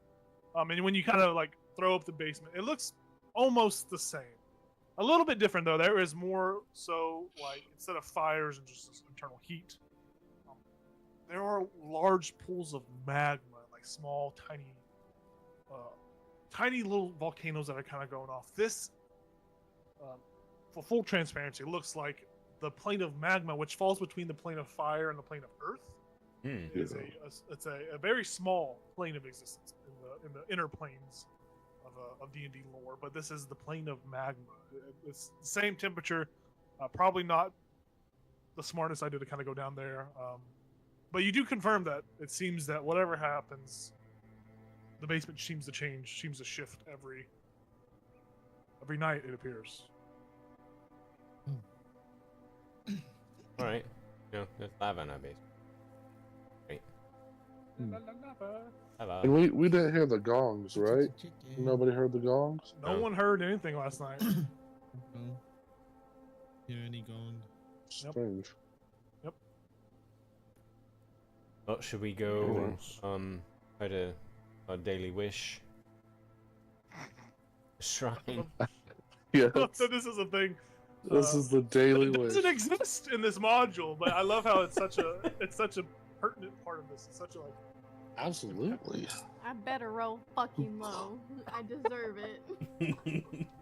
So yeah, you guys all pack up and head to the shrine. Most towns you might get some weird looks. Those of you that have a Nutel. I put on extra scarves to hide Yeah. my abdomen, and I think I focused or I meditated, and my arms disappeared. Okay. Yeah. So And then We do I have fixed cloaks my of hair. many fashions. I do not. Oh, you don't? I gave mine to Carp. Right. Good. yeah, you are able to conceal everything besides the small freckle spider eyes. There are very much freckles. It's a very hard perception check to notice any difference. You probably can keep them closed to make them look more like freckles. But no one in town really like turns an eye or looks at you. Right? You know what Phandelver is suffering from something otherworldly. There are no big reactions. You go to the shrine. Let's all go around and make some wishes. What are we wishing for today? Bracers of defense. D4 or lower. Okay. If that's what you want, go ahead and roll it up. I want it so bad. Or 4 or lower. No way! I rolled a 2. I rolled a 2. Oh! Holy shit! All So you right. get 8 bracers of defense. So what happens is, Vara, you are there praying to Timora. I'm just like, please, I've had a bad day. I really need bracers of defense. Yeah, and you're praying, and you feel something leather, something like a bracer-esque thing materialize on your arms as you're praying. As you open your eyes and see that these bracers of defense have materialized and already are attuned to your body. So go ahead and Ooh. add it to your character sheet and attune to it. Yeah, you all see this miracle happen right in front of you. You watch as these bracers just poof into existence. It's just like how Pumbaa arrived. It is one of those things where you're like, holy shit. I'm so Timora. happy. Or you did it. You did. Fuck You yeah! got And some people are walking by like, language. I'm gonna keep it. walking. The language. You're at a shrine of Timora. I really wanted them to appear on your other arm. So funny! This is just a campaign of small insults. Yeah. Who's next? I will go. I'm so fucking bummed. I'm gonna You go got for it. the staff of healing. Oh, this. okay. This is it. Or lower. No, it's a 48. Yeah, Timora does talk to you in your head, and it's not like the past day where it was like this weird language. It's very much akin to the first time you guys made your wishes and found this out. Timora says, the real power of healing is friendship. It's like, thank That you. is what I offer. Thank you for that. Good day. All right. Who's up next to the chopping block? I'll go next. Perfect. All I want. My Is father my before two was a front. pet wyvern. I rolled a 3! I rolled a 3! Holy shit! Yes! Yeah, so you are Yes! praying for this child. Damn. You're deep in thought, you are praying for it, and you feel something materialize in your bag of holding. And you reach out and call out to it, and you manage to pull out a wyvern egg. Ooh. And you hear Timora say, obviously you don't want a full-grown wyvern right now because that would break the game and also be really terrifying. So I'm going to give you this to impart lessons and teach a wyvern how to be best. Yes. She scuttles away out of your mind. First 10. She tells you that the wyvern will hatch in The wyvern will hatch in 2 weeks' time, which in this game is much quicker than Icewind Dale, so don't freak out. Wyvern will hatch in 2 weeks, and it will be a very tiny baby wyvern. And you probably are part of knowledge that maybe the druid can handle this while you are out and about, as that is one of y'all's resources y'all have. Ooh. Yeah. But your wish has been granted. That's 2 wishes. That's crazy. It's wild. Would have been 3 if we didn't need to roll for a mutation. But nonetheless, we move over to our last 2 companions. Barnabas, Keltris, are y'all making wishes? Do you want to wish for something? I'm over religion. Okay. He's also like admiring his face and the little ear thing he has. Your He's little like, floating disc. look kind of good right now. Wow, I look like I was back in my 20s. Mm-hmm. All right. I'll do it. Perfect. Because I'm a stout follower of Timora. Hell yeah, dude. Let's see. I am going to wish for. Who to have wings? By stout, did you mean short? Uh-huh. Oh, you mean Uh-huh. I like Devout. that. Oh, devout. I think you said stout. I think did stout, say too. stout, but You were thinking on the short end of the stick. Got it. all right. I'm going to wish for. Let me see. Credit card? I'm It's not- got no limits? Yeah. Yeah. I'm Unlimited- buddy. Unlimited heroic inspiration. No. Boots of flying. Okay. Roll it up. 4 or lower. Oh, that one fell out. Son of a biscuit. That's a 70. Yeah, Timor enters your mind and she says, if you want to fly, just climb a tree and jump. And then flap your wings. Or flap your arms. I gotta get out of here. You guys already got wishes. I have plans for this. Don't worry. Yeah. Those that wanted to make a wish have made a wish. Some come true, some did not. You guys find Gundren at the... Oh, they're actually at your grandma's house, Far. Remember, they all were kind of like... Gundren was there with Sildar, buddy. So you will have to go retrieve them from your farmhouse, which you can do. Your grandma would notice the strange... There's no mutations that seem to have happened here. Nothing seems to have happened. Even Gundren, who previously, the night before, seemed to be affected by something at some point, did not suffer that here. With that, they make their remarks. They say, "Oh my goodness, what big eyes you have, my child." You guys retrieve Gundren, and you all say, we'll say Gundren has gotten packs ready for all of you. He has himself a rusty crossbow, hand crossbow, and a bronze arm pick, like a bronze pick, minor pick. It's got some stained blood on it. And Gundren's like, "All right, we should head out." Still got my hand axe? "Oh yes, sir." And hands you your handbags back. Oh, thanks. "Yes, I found this pick in my pick bag that I have on my body." Looks My great. Yes. I figure we might need it. We are heading to a cave with hopefully mineable stuff. Anyways, let's set out. Yeah, let's go. Hi ho. We see you guys transition as you travel to the Wave Echo Cave. So, with that, oh my god, my nose, I'm so sorry. Oh, Ah. question. Yes. Could I have dropped that egg off to the druid before we left? Just Yeah, in we'll case? say you did that. Just letting Ollie know that we are going off somewhere, but probably not good. Suitable for him. You guys, while you're at the druid convenes that she'll take care of the wyvern egg, and she shows you. It looks like there's a map with her and Ollie. Ollie and them are going over a map, trying to triangulate where this perfect companion for Ollie will be at in the Neverwinter Woods. They are doing math. You guys see some protractors are out.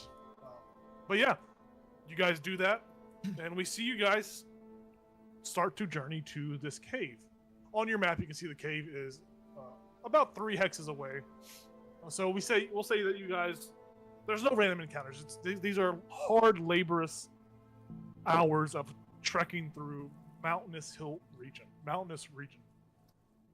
You go slow, avoid any kind of conflict that may or may not have arisen, and eventually find yourself arriving to what appears to be a mine entrance. What it looked to be at one point, it could have been bustling. There, it looks like it was a very well established. There are several buckets, several tools, several all any miner could want. All kind of rusted over, and there's like a mine cart that's like hanging off its rails next to this entrance. And you see there are some spider webs that kind of hang down from the entrance of this miner's entrance. As you guys arrive here, you all begin to follow these tracks. I'm going to change the music real quick.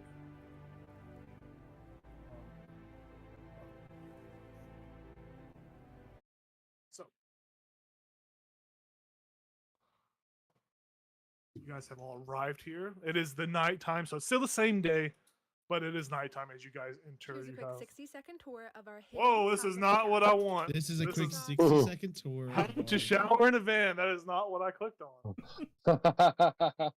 He's trying to teach us, Yeah. That's just Gundren's. That's his How we travel live talk. on the road. That's Gundren's travel talk.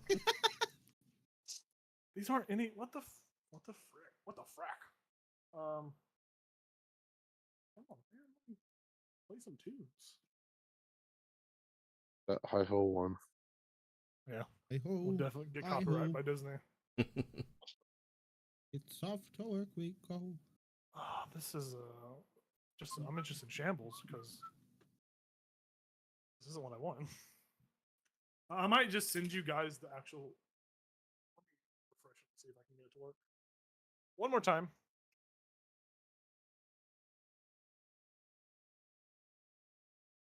There we go. So it's very cave-esque sounds. Very cave-esque sounds. And on your way to Wave Echo Cave, you probably get a little lore drop from Gundren. I mean, you guys already know that this is where the Forge of Spells is rumored to behold, or where it is. But Wave Echo Cave got its name from the booming sounds of waves. There is this rhythmic thunder of endless pounding waves that just echo throughout the entirety of this mine, of this cave system. And it's loud enough to make stone underfoot kind of vibrate. It's got this weird ambiance, weird aesthetic where you feel the vibrations of these waves crashing against far off rocks. The time between each of these like loud booming waves is roughly 2 minutes or so apart. And as you kind of travel down this general entrance of the mine, they get louder and louder. Wave Echo Cave is, as Gundren says, it's not near any ocean or any like natural river sources, but it is just a water-filled cavern that is just. Rumors say that maybe an underground hot spring feeds into it, or some sort of underground water source just is here. It just exists. It's what made it so useful in forging these like intense items, that the water was so close to these like massive forges that they needed to make legendary items, magical items.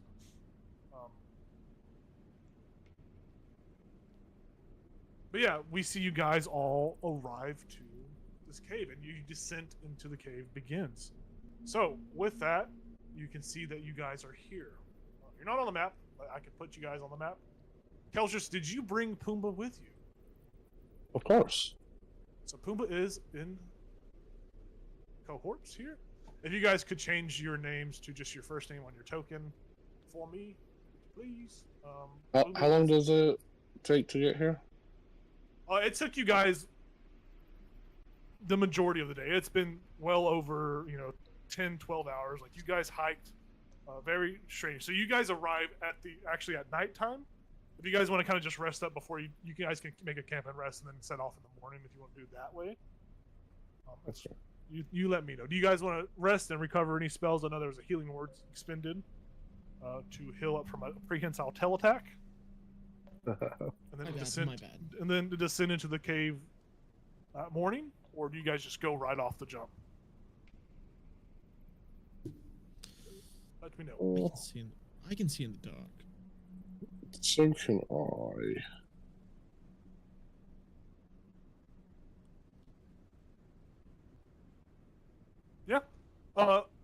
I'll give you a little bit of features about the cave. The cave itself, the ceilings are 10 feet high, unless otherwise noted. Most rooms have a 20-foot high ceiling. There are some 30-foot ceilings. I'll just assume most rooms are big enough for just 10 feet high. If there are doors, I'll explain what they are. Floor is smooth. Sorry, during the trek here, could I take the time to attune? Yeah, that's perfectly fine. If you got the gloves from Vara, you can attune. Yeah. All right, Yeah. sweet. Perfect. There is no source of light. There are no lanterns on the wall or nothing. This cave is entire. You are descending into complete darkness.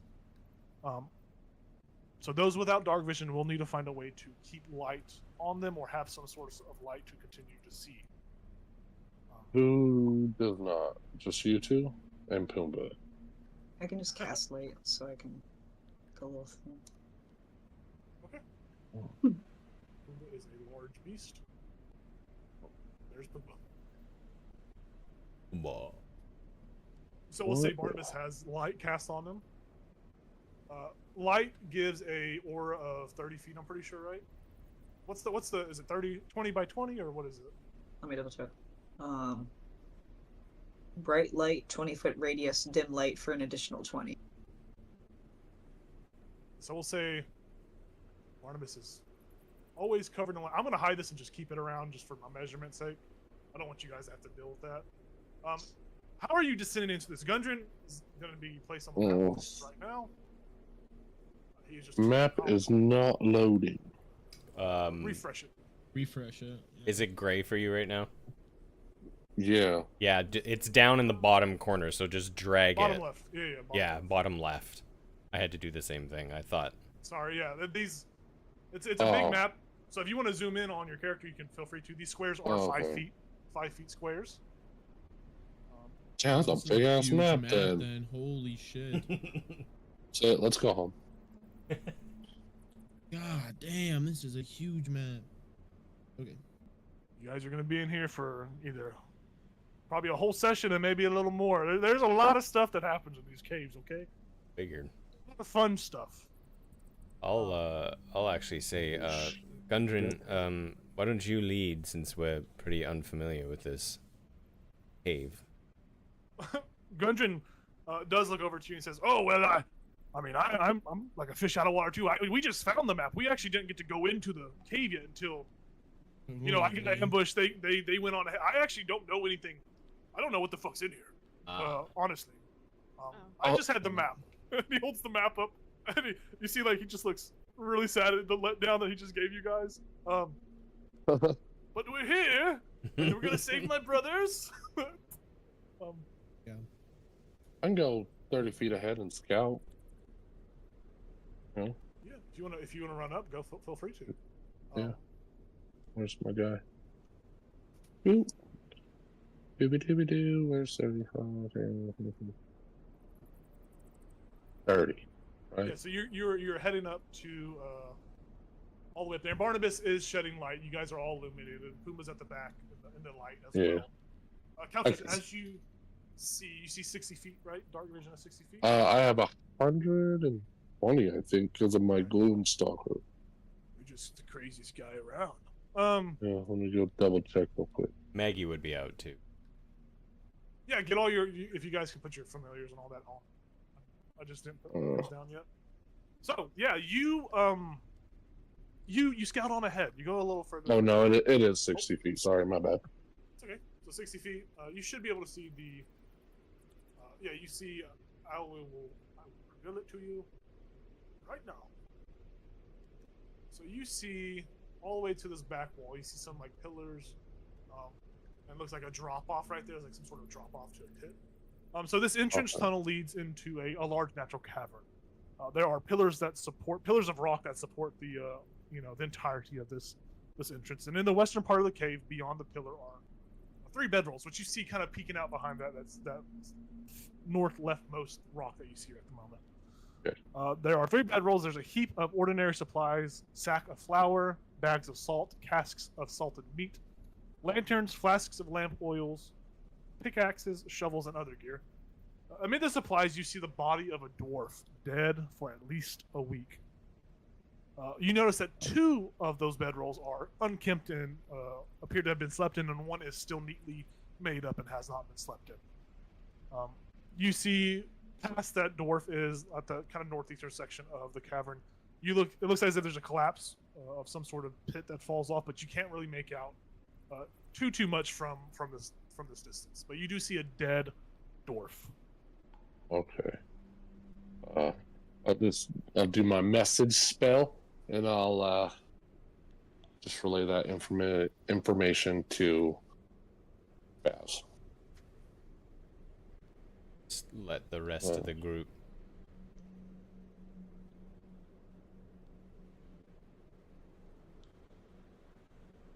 Message back.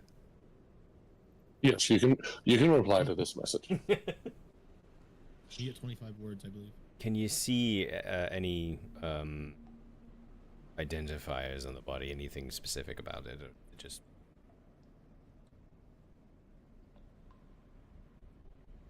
Send back. As far as I can tell, it's just a dwarf. I haven't gotten close to it. All right. But I can go up if you would like, stealthily.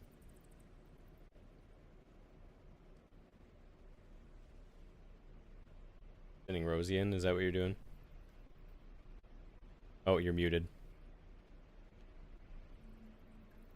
I'm moving her up for when you inevitably tell us this message. Oh. Oh. Yeah, I would have told you guys everything. Okay. Sorry, I didn't see you, Rosie. Sorry. She'll do a little wave and walk past. Here's a compass, Oh. by the way. Oh, sweet. Thank you for the compass. It's appreciated. I'm gonna go too. I'm gonna stealthily make my way roll, up there. roll stealth check for me. And yeah, you guys let me know when you want to roll stealth check. I'm not gonna let y'all know. You guys just need to roll one. You guys do need to remember that Barnabas does have a source of light, so Yes. yeah, I mean Yeah. that could hinder Yeah. some stealth. I got a 19. A 19, that's great. So as you make your way further into the room, you are able to see the entirety of this cavern. You don't see any kind of ghouls, goblins, or anything of note that is really kind of like scary to you. You get closer to the body to identify it, and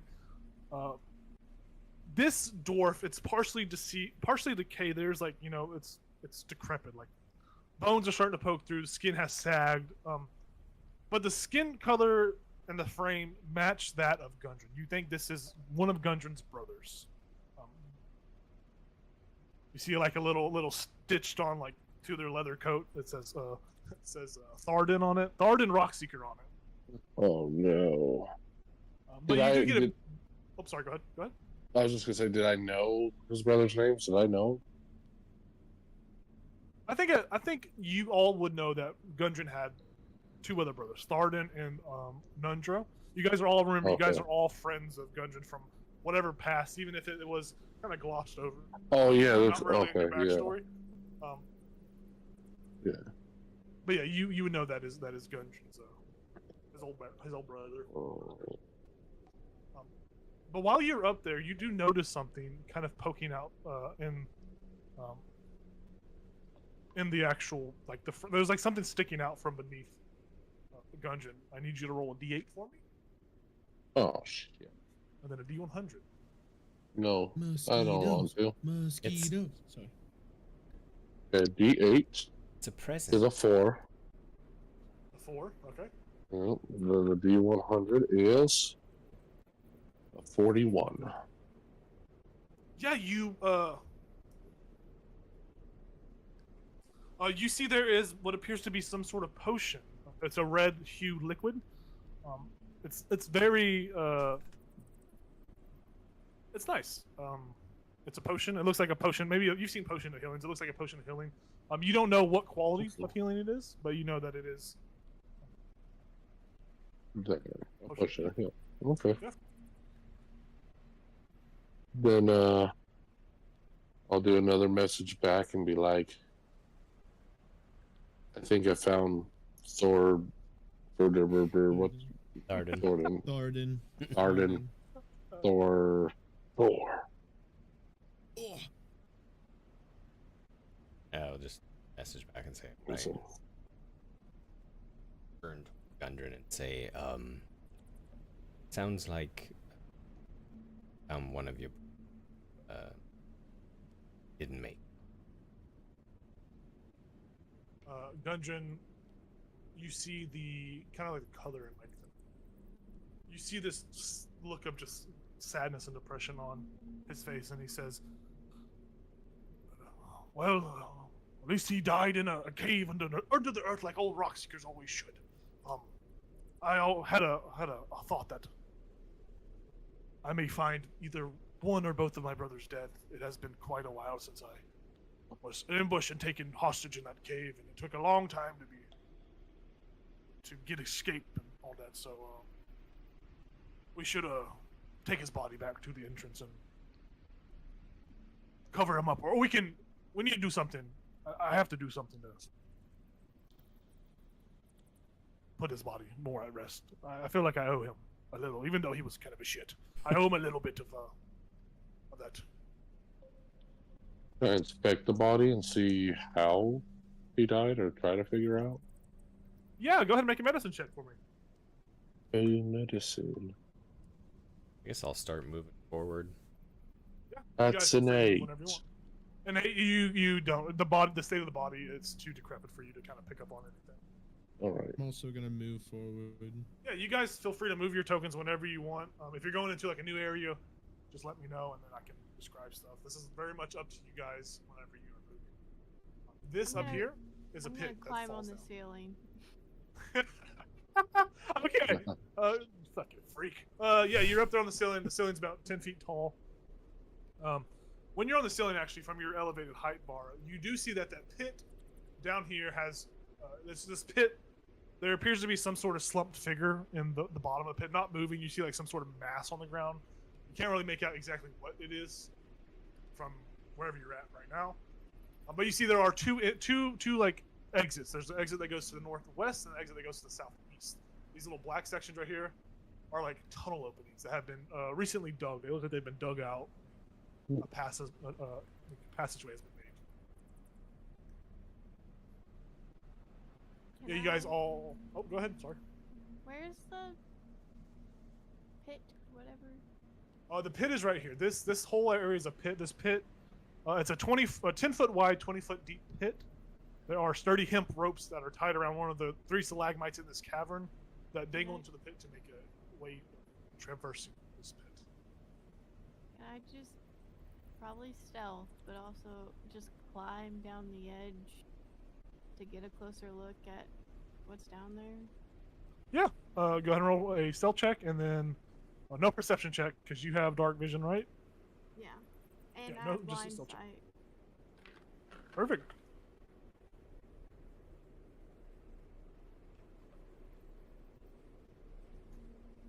B-man, you're hanging back. 22. Oh, I caught you in the cough. I'm so sorry. Sorry. No, he's moving forward. I was just getting all of my cough. Yeah, you're good. You're good. Sorry. Yeah. So with you said a 24, 22. 22. I mean, that's great either way. You see that slumped at the bottom of this pit is the body of what appears to be a goblin. The goblins you have seen in the past have been the kind of yellow skin. This goblin is a very vibrant, very bright green. There appear to be some black markings or tattoos of some sort that kind of crawl its way across the body. But the strange thing that you notice is that this goblin has a long, elongated skull. The skull extends maybe 4 feet back. It's a very, think of Alien-esque, like a xenomorph. Its head stretches far back behind, and there are these black markings that are kind of etched all around it. It is just dressed in filthy rags. But you have never seen a goblin look like this. This is strange, even to you, someone that knows goblins and have connection with goblins. Would I recognize any of the markings? Make a history check for me. Oh, nope.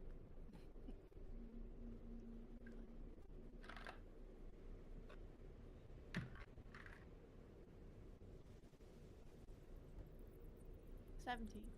17. Not bad at all. I'm just gonna. I rolled a Here's the 17. goblin. There's the goblin. Low ring dot. Yeah, with a 17, you recall the markings look very familiar to a recently discovered marking symbol in a blacksmith's house. Ooh. Looks like the rune that Barnabas, or the symbol that Barnabas had seen yesterday. Except there are multiple multiple symbols on this little guy, this little goblin. Okay, I'll take one more look around. Yep. You see nothing else up here. Nothing else alarms your senses. But while you're off doing that, we'll cut over to the party who's all kind of gathered around the dead body of Gundren's brother. Gundren is over there. Obviously, you see him. He's kind of has his brother.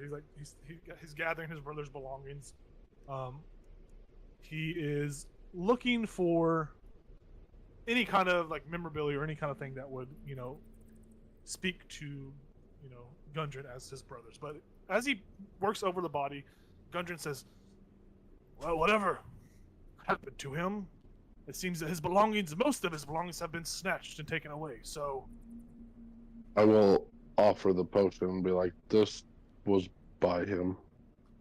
He looks up and says, keep it. That's perfectly. He probably bought that before. He bought that in Neverwinter before he came. No, I meant like his weapons. His. Well, yeah. It's best for you. He's not gonna need it. Of course, he's dead. There's no hard feelings. You can have it. It's fine. But the reason I say this is that means that, someone. Whatever happened, someone took his shit in there. Probably still in this fucking cave system. Little dirty thieves. This is my mind. Our cave. So, well, I guess let's just put him in a bedroll. I was gonna say we just cover him. Yeah, let's just put him in a bedroll. I don't want to make the trek back out. We can grab him on the way out. So you see Gundren stick Tharden into a bedroll. You guys pull him over to a nearby corner. Maybe throw the other bedroll that was there that was unkempt. He probably puts the other bedroll, kind of hide him. But all the food, all these items, all these casks of sacks of flour, bags of salt, all these things are relatively untouched. They have not been disturbed. You see, there's a fine layer of kind of like a dusty, earthy kind of covering on them. They haven't been touched. They haven't been moved. Man, we could stop them.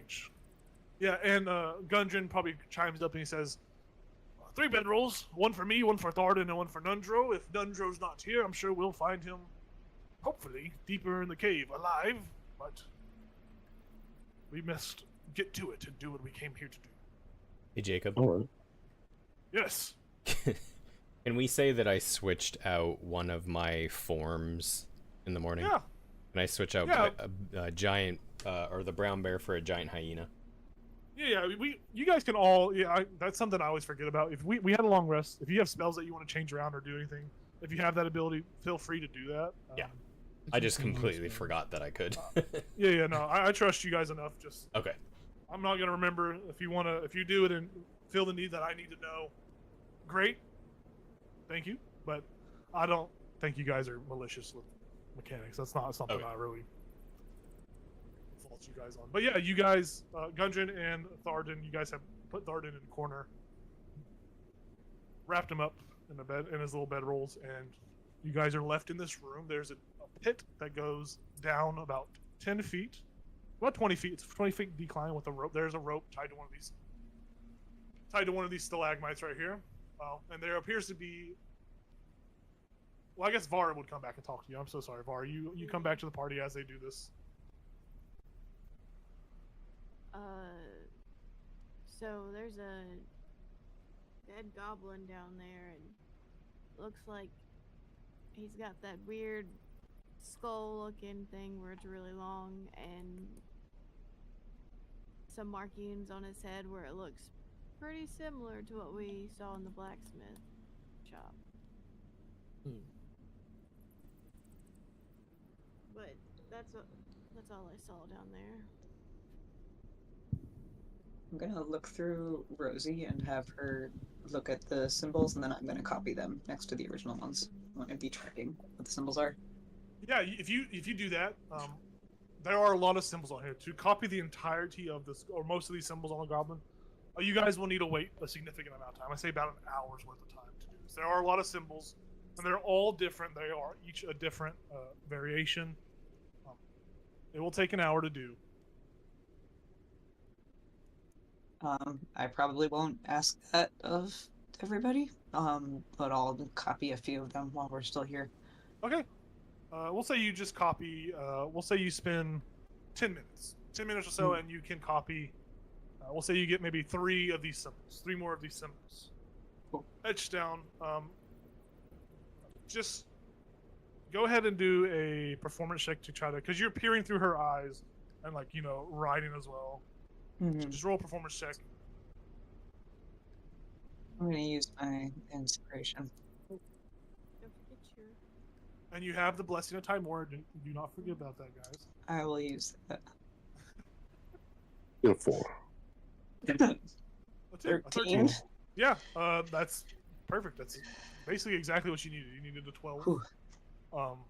You get it. You copy these 3 like symbol runes, whatever these are. You don't know, but you copy them down and you add them to your. Let's just say you add them to the same page that you've been do the other ones on. So you have, if you want to add on your inventory, you want to update that item. Just say you have in total 4 of these symbols. Thank you.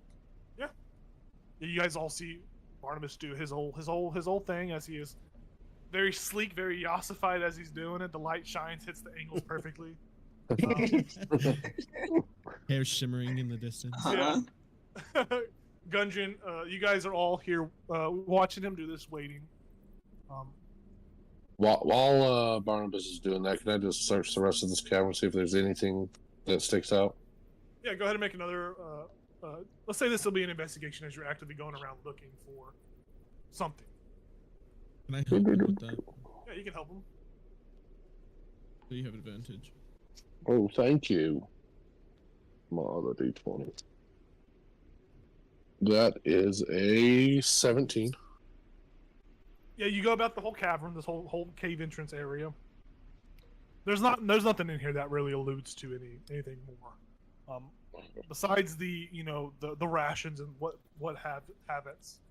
Nothing else is here besides rock, wet, damp earth, the small drippings, and the rhythmic pounding of these waves that just thunder throughout the cave system. Okay.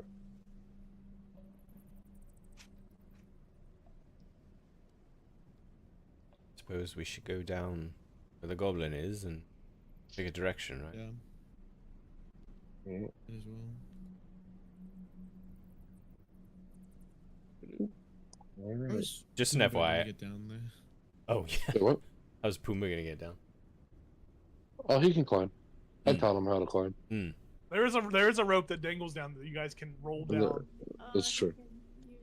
Puma will need to make an athletics check to do this though. Like everyone else can do this easily enough, but Pumbaa he's still get used to this sensation. Okay. What were you saying, Star? I was just saying he has to use his little hands to. He's got this. I mean, he's got what, like 12 of them? Oh, What do you this mean? is a All rope 4? now. He's a roach now. Dang. He still has he's still. The way this is gonna work is he looks more cockroach-like, but he is still a giant boar in his own essence. Like he has a stat block. He just has the carapace. That's really all. Yeah. Maybe the antennas, but Just like he's wearing that's armor. it. Yeah, wearing armor under his armor. You know. Yeah. What's his athletics roll? His athletics is. Let's see, it's a +3. That's a 10. So he takes some. He doesn't fall, but he is slow. He is very slow. It takes him maybe like a hard minute to get down. It is crucial. It's like excruciatingly cold. Or cold. I am definitely just giving him encouragement. You got this. You're doing great. Yeah, he would get down to the end of the rope and just chill. You guys can all descend unimpeded, able to do what you need. So Jacob, there are two. If I cast Pass Without a Trace, how will Barnabas's light affect Pass Without a Trace? I think we looked at this already, didn't we? I think we. Let me look. Spell. You radiate a concealing aura of 30-foot emanation for duration. While in the aura, you creatures have a +10. So I think the way we did it last time was that it still works properly, Okay. regardless of the light. I'm pretty sure that's how, because the way it is read is that it is a concealing aura. Okay. So yeah, I'm gonna just say it's good. You're Yeah. good. Like a shadow bubble. I will Yeah, cast big shadow that bubble. as soon as we go down. Yeah. Pit, I will cast. Very nice. This is not one. 30-foot aura, so it'd be a 15-foot radius. Dark circle. I'm just gonna hide it, and I'm just gonna keep it on me for when I need it. Perfect. Yeah. You see there are two openings. There's one that goes to the northwest and one that goes to the southeast. These are both open pits. It looks like there is a tunnel that has been... Both of these tunnels seem to have been dug recently, in a sense of, like, weeks. They are both fresh. They are both sturdy. But you can't really see beyond the actual tunnel. You'd have to kind of traverse through the tunnel to get to the other end, the other opening. So left or right? Be that rather do My gut says left. left. Left is always right. Perfect. And I assume everyone Handsome is down man. here. Everyone is down. Handsome that has man. to Any opinion? Sounds good to me. Gungeon's like, I'm just here to help. Gungeon response. I love it. Right. To the left. Yeah, so you guys are going through the left tunnel. Perfect. Let me roll something real quick. No, just we're kidding, going right? Stealthy. We are going stealthily. Yeah, I would assume you. So you guys will all kind of go through this tunnel. Roll stealth checks. Every single person will roll stealth check. Gungeon will get his stealth. Make sure you add a +10 to it, as it is the Pass Without Trace is affecting everyone. I will let you know Gungeon critically failed. Ooh. Gungeon is no bueno when it comes to the stealth. 19. Dang it.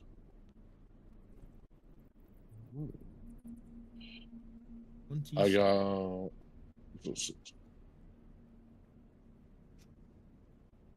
33 for me. What'd you say, Star? 34. I rolled nat 34. 20. Very nice. Oh yeah. So that helped our critical fail, right? I got a nat 20, so do they cancel out? Oh wow. You So- buddy. So yeah, you guys all are able to pass through this open pit. What did Pumbaa roll really well too? Yep, 21. Yeah. So you guys can all easily pass into this next section. You all get there. Want to move your tokens? Feel free to.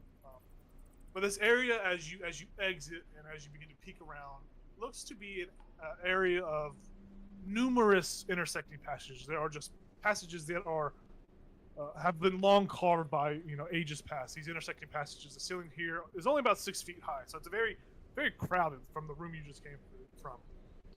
Several of these passages, they're just intersecting. You don't know what direction, whether they go. It's just like a small maze of sorts.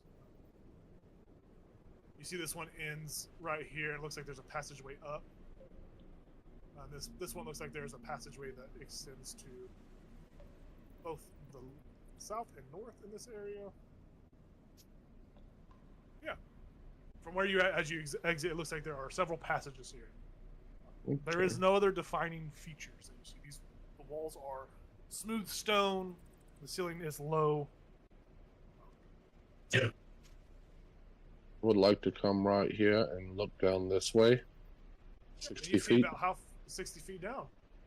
You go ahead and peer down. You from that square up. You see this. So 60 feet. Your vision gets to about right there before it kind of cuts off, just from your like position. Yeah. You do that. We see Rivian goes over, and it looks like he's looking as well. Rivian, you see this one heads off. There appears to be some subsections as well.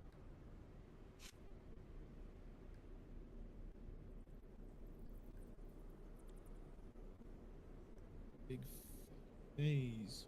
Avar, you come over here, you see this is a dead end on both of these areas. It just ends in a bunch of rocks that have just completely fallen in on themselves.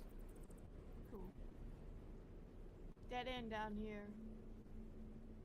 Dead end, dead here, dead end down here, dead end down here. That just echoes throughout this maze. Shit.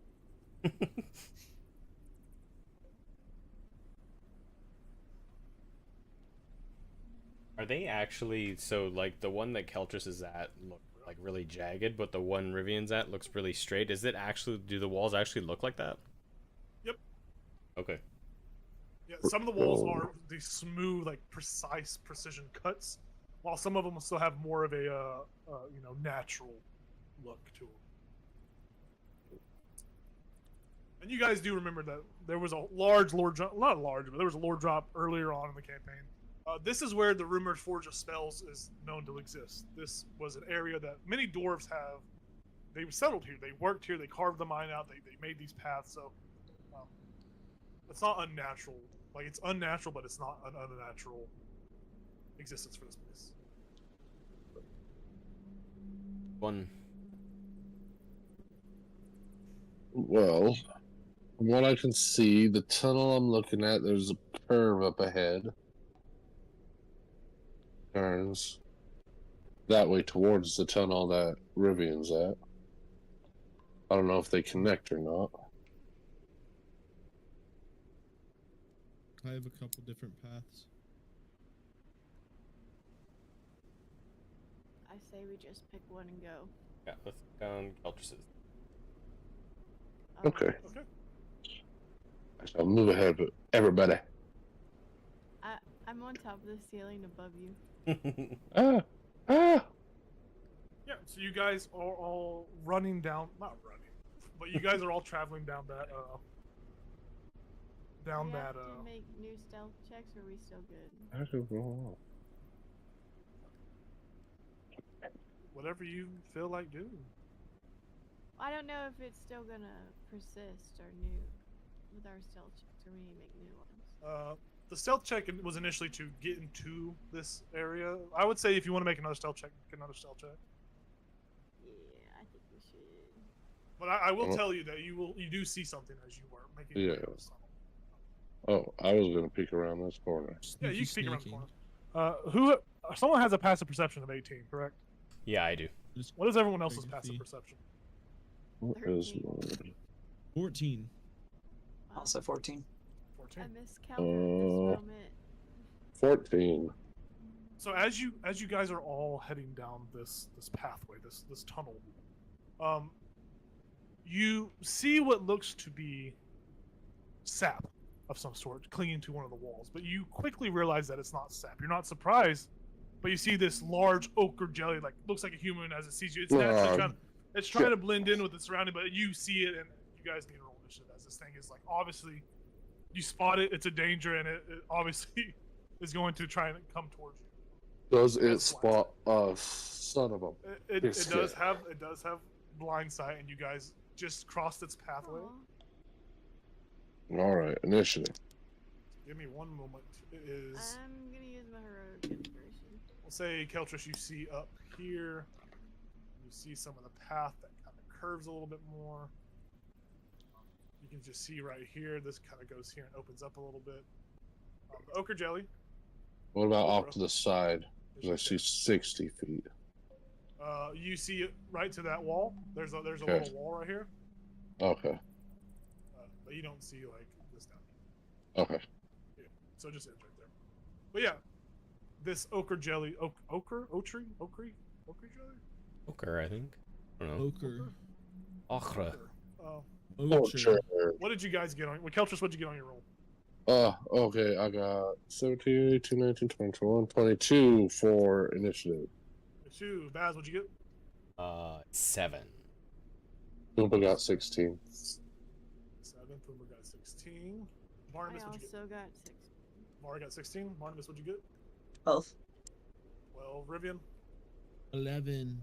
11. I'm gonna roll for this little goober, this little jelly guy. Jellies are not known for their speed. So, with that, we are going to go into initiative. Why the what is this? Where's this at? Hold on, I'm confused. It shouldn't be. It shouldn't be there. Oh my goodness gracious! I gotta redo all y'all's initiative. I'm so sorry. How dare you? All right, Barnabas had a 12. Baz had a 7. 7. Keltros a 22. Yep. Vara a 16. Rivian was 11. 11. Pumbaa was a 16 as well. Yep. Ochre Jelly was that. Rosie shares the same initiative as Barnabas. So we see combat start. You guys are all before this jelly as it just clings to the wall. It opens its sap-like mouth and goes. And in jelly, in ooze, it says, "I'm gonna kill you." Not today. Inicio del Toro, whatever. Kill my father. Inicio. So we see Keltros, you are the first. You are right there. You look to your left and see this large and massive ooze. Ah. I'm like, oh no, and it obviously sees us. Yeah, like it's Hunter's Mark. Bonus action Hunter's Mark immediately.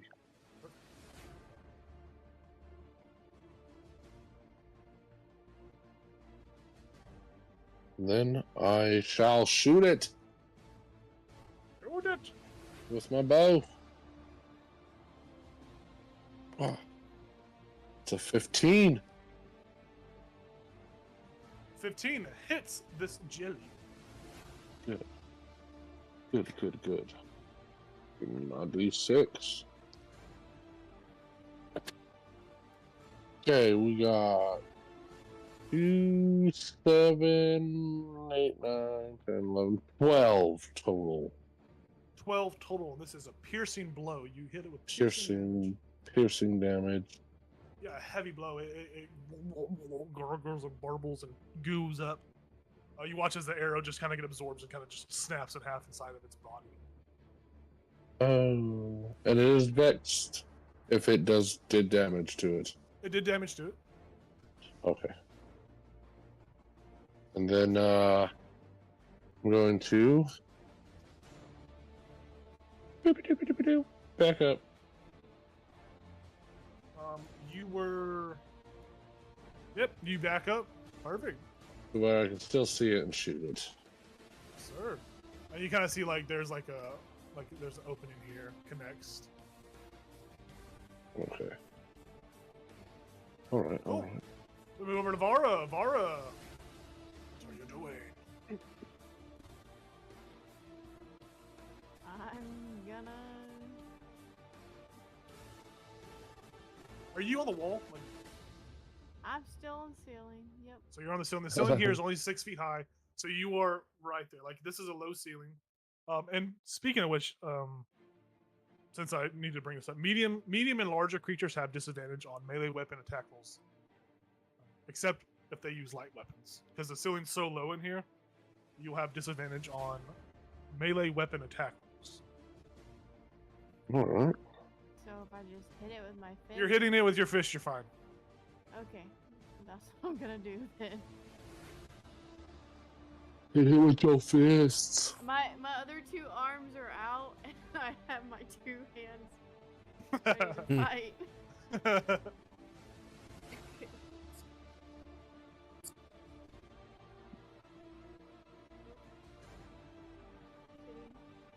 I just got The- my dex.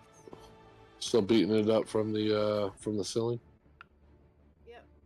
Well, my dice is stuck.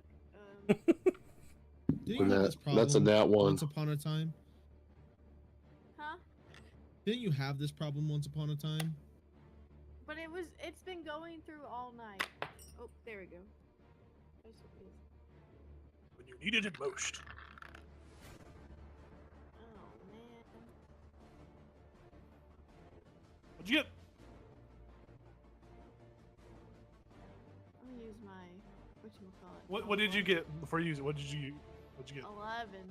This is a jelly. This is an ooze. A very slow ooze. You hit with an 11. Yay! Ooh. Okay. I will tell you now, this thing has an AC of 8. Oh, Oh. It is a large mass of slow-moving molasses. okay. Like gurgles at you. Molasses. So I just love this. I love this image. This image. I'll post it in the Discord. If it lets me. It does not. You're not allowed to post. Oh, just kidding. That is the wrong number. 3. 3 points of bludgeoning damage. Yep. I Nice. rolled a 1. You hit it. And it goes as you punch it. Does it look like it got hurt, didn't he? It looked like it took 3 points of damage. Okay, cool. Then I will. What can I do? Beat its ass. I'm gonna do flurry of blows. Area blows. Mark off my focus point. Just for everyone's visual perspective, Barnabas, that's pretty much what you see right now. That's as far as you can really see it. I rolled a 9. 9 hits.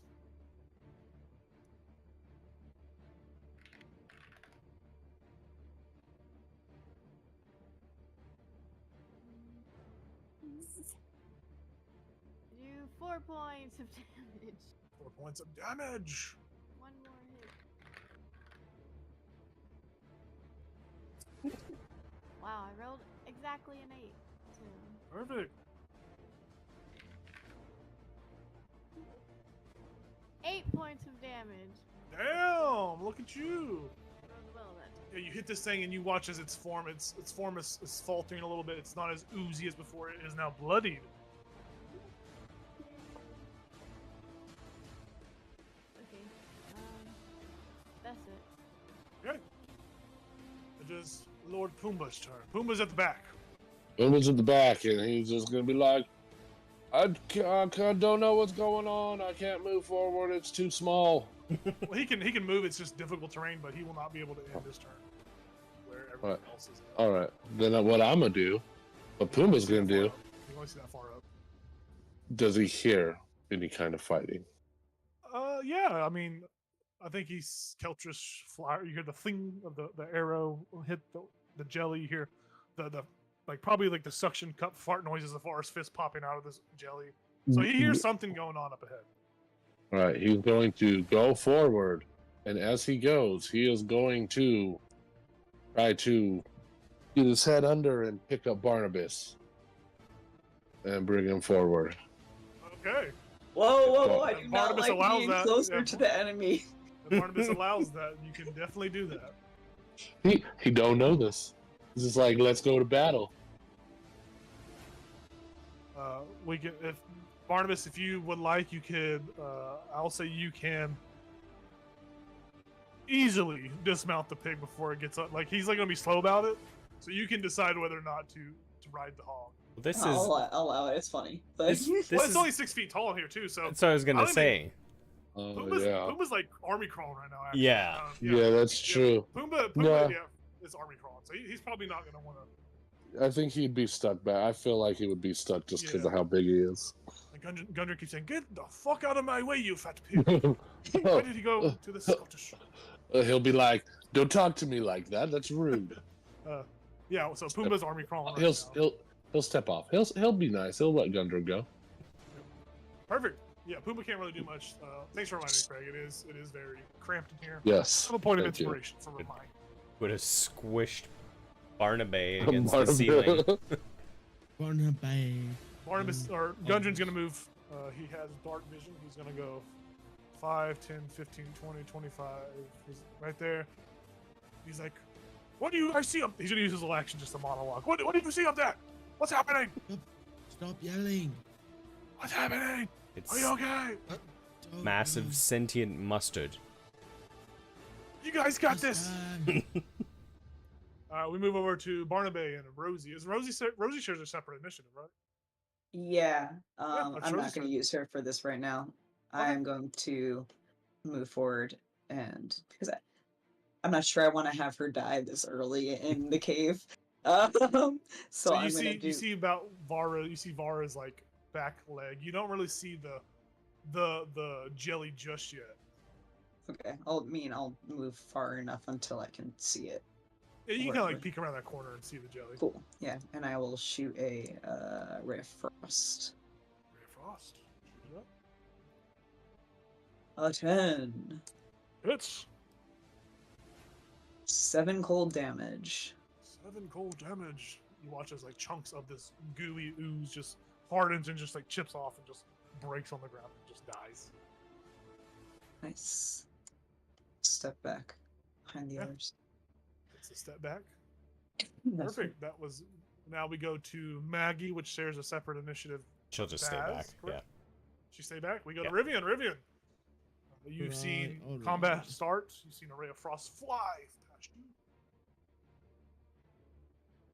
The jelly 15. For my bonus action, just cause gonna last a little while. How long does this last now? It should last a An hour. hour. An hour. I'm just gonna inspire Vara, and I'm gonna try and kick this thing in the face. Good lord. That's tough. Yep, hits. 15 is 7. I think it's force. 7 force.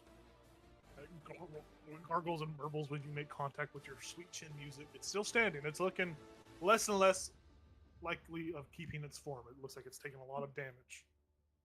This time it's no sweet chin. I'm gonna use my tail. Okay. I want to get this tail involved. I mean, I got it for a reason. That's a 9 to hit. Yeah, definitely hits. It's another 5.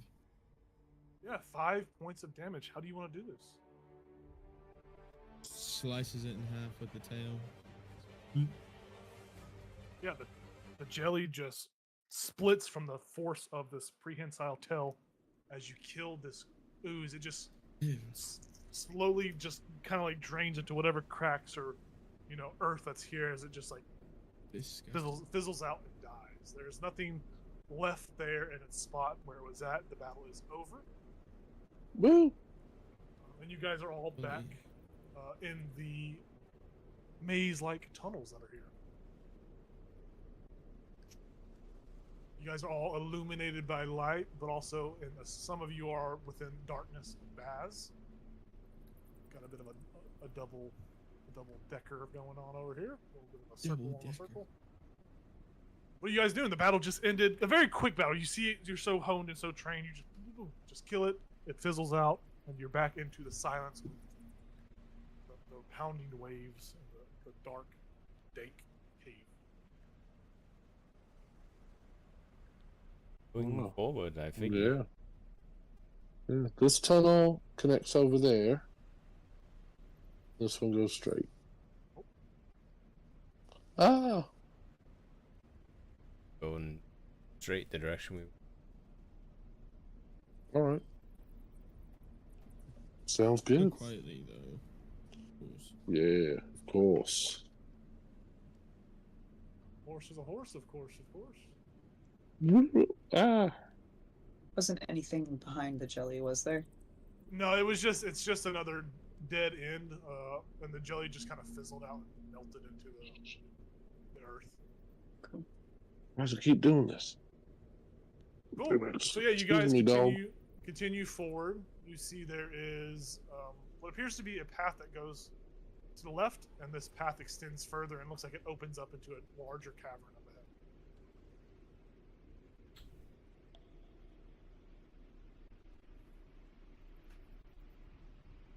Yeah, you guys keep going forward. When you pass this, it looks like there's a small tunnel that goes up a little There bit. goes Josh. I'm gonna move Josh because he's. Yeah, mine. I don't know what's going on. It keeps moving my map and won't let me move my guy. Refresh your page. His guy Refresh. is gone. I don't know where he went. Children. Var, you see this is a dead end. You peek around the corner. Oh, I keep finding the dead end. Yep. Oh, You guys yeah. already know there's a dead end over here. I'm just gonna uncover it. So yeah, you guys all advance forward. Obviously, Gundren and Pumbaa are coming. Pumbaa is crawling. He's gonna just hang back and crawl. As the lackey in the back, he kind of stays behind Barnabas as Barnabas has the light. Keltrus, you push on forward into another room. You see as this chamber opens up. I'll just read out what it says. So as you enter this chamber, you see there's a still pool that fills much of this cavern.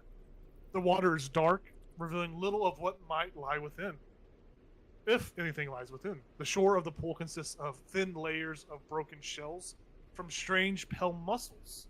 There's a fishy odor that hangs in the air. You see there's a passage that leads south from this area, or from your perspective, to the east. There's a passage to the east with steps that climb up to the east. There is what appears to be a small stream that flows from the cave, from a little cave opening to the northeast portion of this room. So I'm gonna roll. Or I'm not gonna roll. I'm gonna reveal this area. There appears to be a small cave right there. There's some steps. You kind of see that as you all kind of come into this area. I'm gonna go stealthily in here. Yeah. Can I roll like a nature check to tell what the smell might be? Yeah, for sure. 17? Do I still have the pass without trace or no? If you are within 30 feet of Yes. Craig, you will have them. That's So a Craig's- 32. 30. Craig's circle is 27. this large, so you gotta be real close to Craig. Yeah, I'd try to stay in the middle of the group, so a couple ahead of me, couple. Goodness gracious. Okay, perfect. So yeah, you are trying to find out what that fishy smell is. You see there are obviously mussels that are here. Your passive perception of 18. You see that there are small fish that swim in this still pool of water. You, for the most part, see there are some small fish that swim about.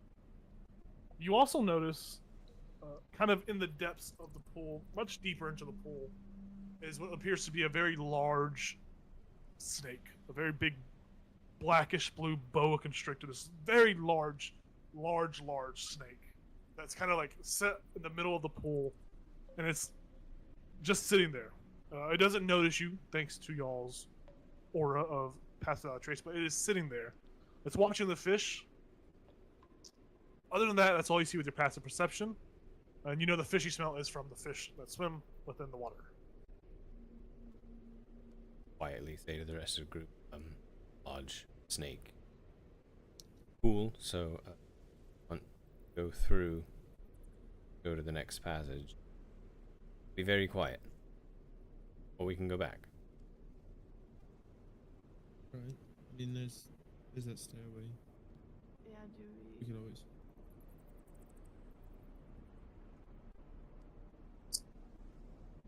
What did I didn't hear you, Ethan. Yeah. I just didn't said either. there was that stairway. Right. We can always go up.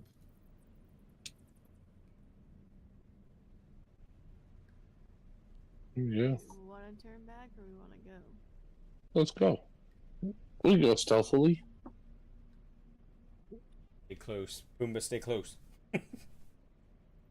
How high is Yep. the ceiling in here?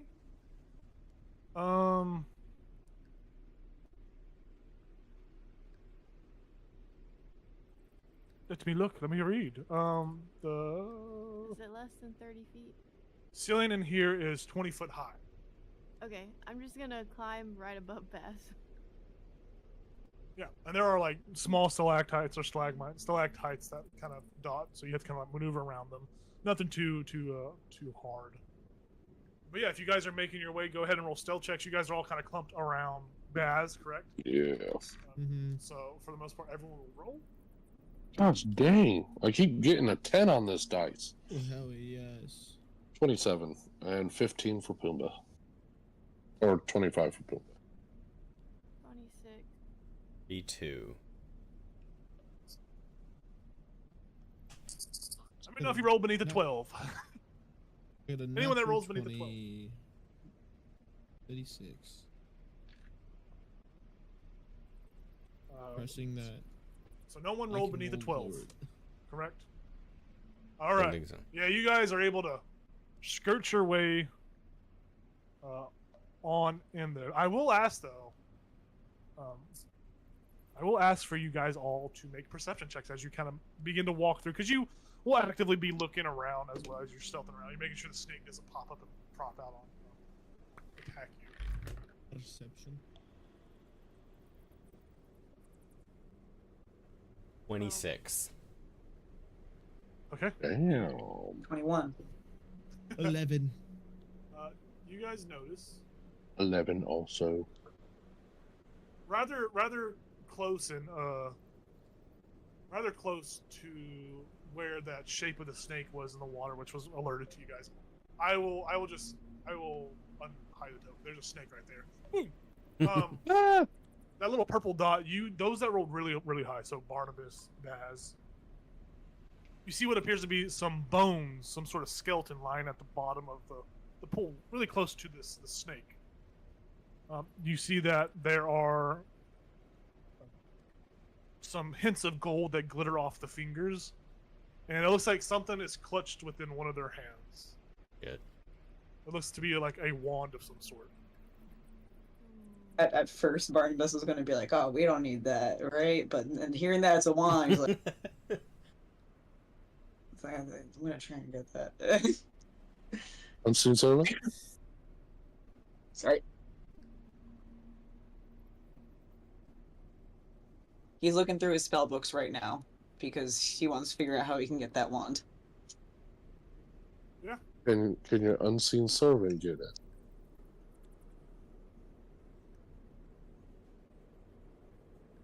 You're muted. You're Are you muted talking? again. You're muted. I'm losing track of my on and off muting. Yeah, they cannot. They're just invisible, mindless, shapeless forces. They're not very good at moving. I've tried though. Yeah, they I'm should. pretty stealthy. Oh yeah, you jump. Do you note this? Do you note you see the object? Yeah, I would have mentioned it to us. Okay. I can make it float. That would be sick. Could you do that for me? Make it float. But I'll float down here. And then maybe I could just have my mage hand just reach over. Could be real. Just open it. Open it. 'Cause Yeah. it's clutched in the hand, right? Just levitate the whole body. The whole body. Yeah, and then I'll grab the little Alright. thing out of it. All right. This might attract the snake, but all I right. was gonna say they might notice the whole body, but maybe not the wand. I mean, they might not notice us still. We are. So levitate is a somatic verbal. What is it? You're playing it you're playing the says instrument too, right? Yeah. I totally forgot about that. So I will say that you could do another stealth roll. Okay. But this one will not benefit from with the pass. pass without trace, Yep, since that's it's a fine. sound base, and this is.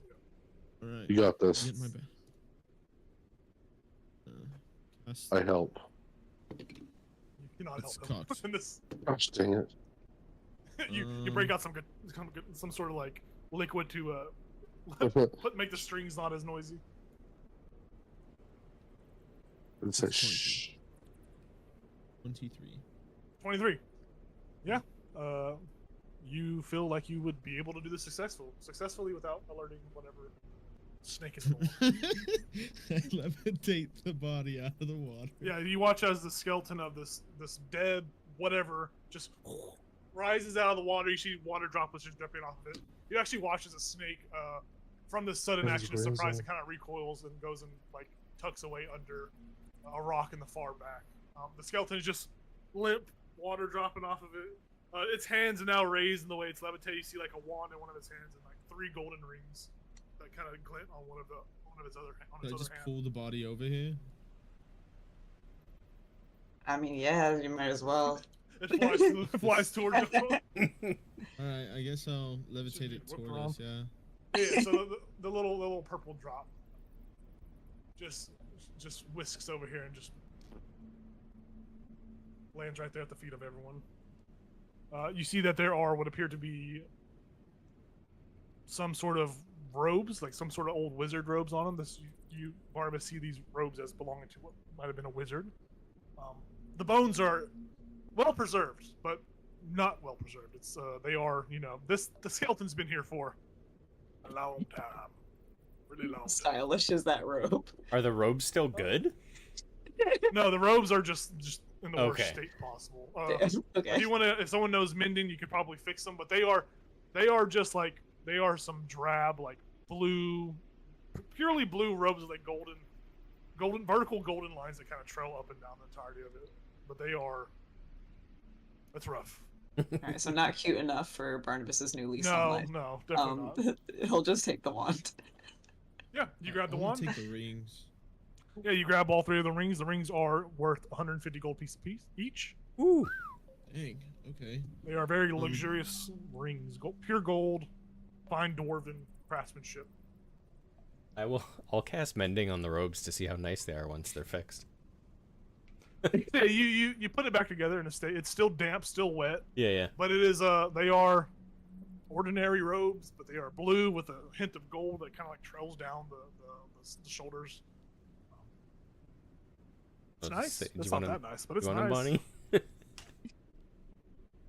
What do you mean by that? Why are you offering me these drab ass robes? Well, they're not. I mean, The hell is that supposed to mean? I Man's like fixed clutching his them. new wand.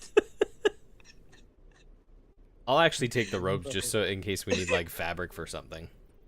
Yeah, I'll just ring I'm them sure out once and- you once you get them completely dry, you could probably light them on fire with your fire poker. Oh yeah. So yeah, I wanna levitate the body back over to the snake. yeah, easily said and done. You throw it down by the snake over there. You see the snake kind of hides. It like kind of recoils, and you actually watch as a snake kind of comes over here and seems to scurry and block that path up there. Some sort of cavern or stream. It kind of scuttles away from it and gets in that little crevice, Okay. and then it kind of just disappears from your sight. Shit. Yep. Stealthily. Yeah, I mean, there's no reason to roll stealth. You guys are, you guys have passed the monster in the room. Barnabas, you can tuck that wand in. If you want to cast Identify or use a spell slot, let me know. I will write down. Look.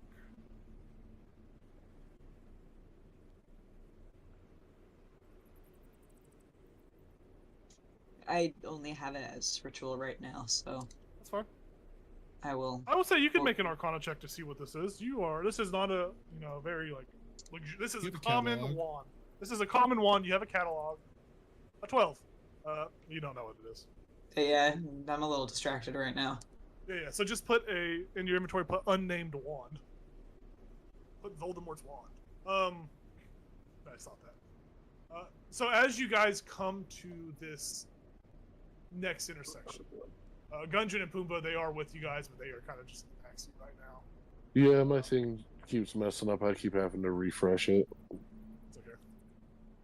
All I know is I'm ahead of the group. That's my job. So you guys are at the stairs, the stairwell. You descend it, and it looks like there's a door. It looks like a dead end over here, and then some more steps that ascend upwards. As you peek around the corner, these steps ascend upwards and kind of stop at a. They stop at a wall. Door. The worst enemy in D&D. Oh no.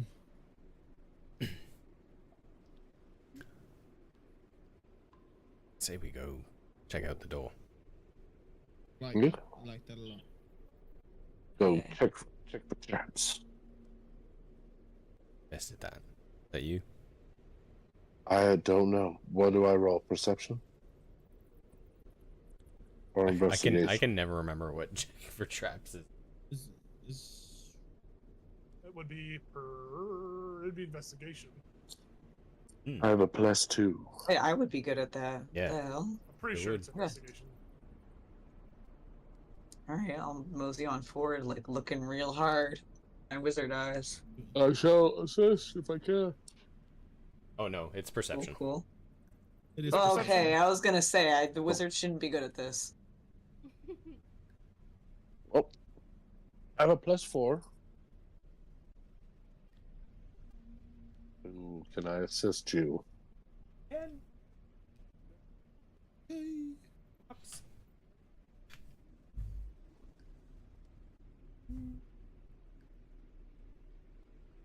17. 17.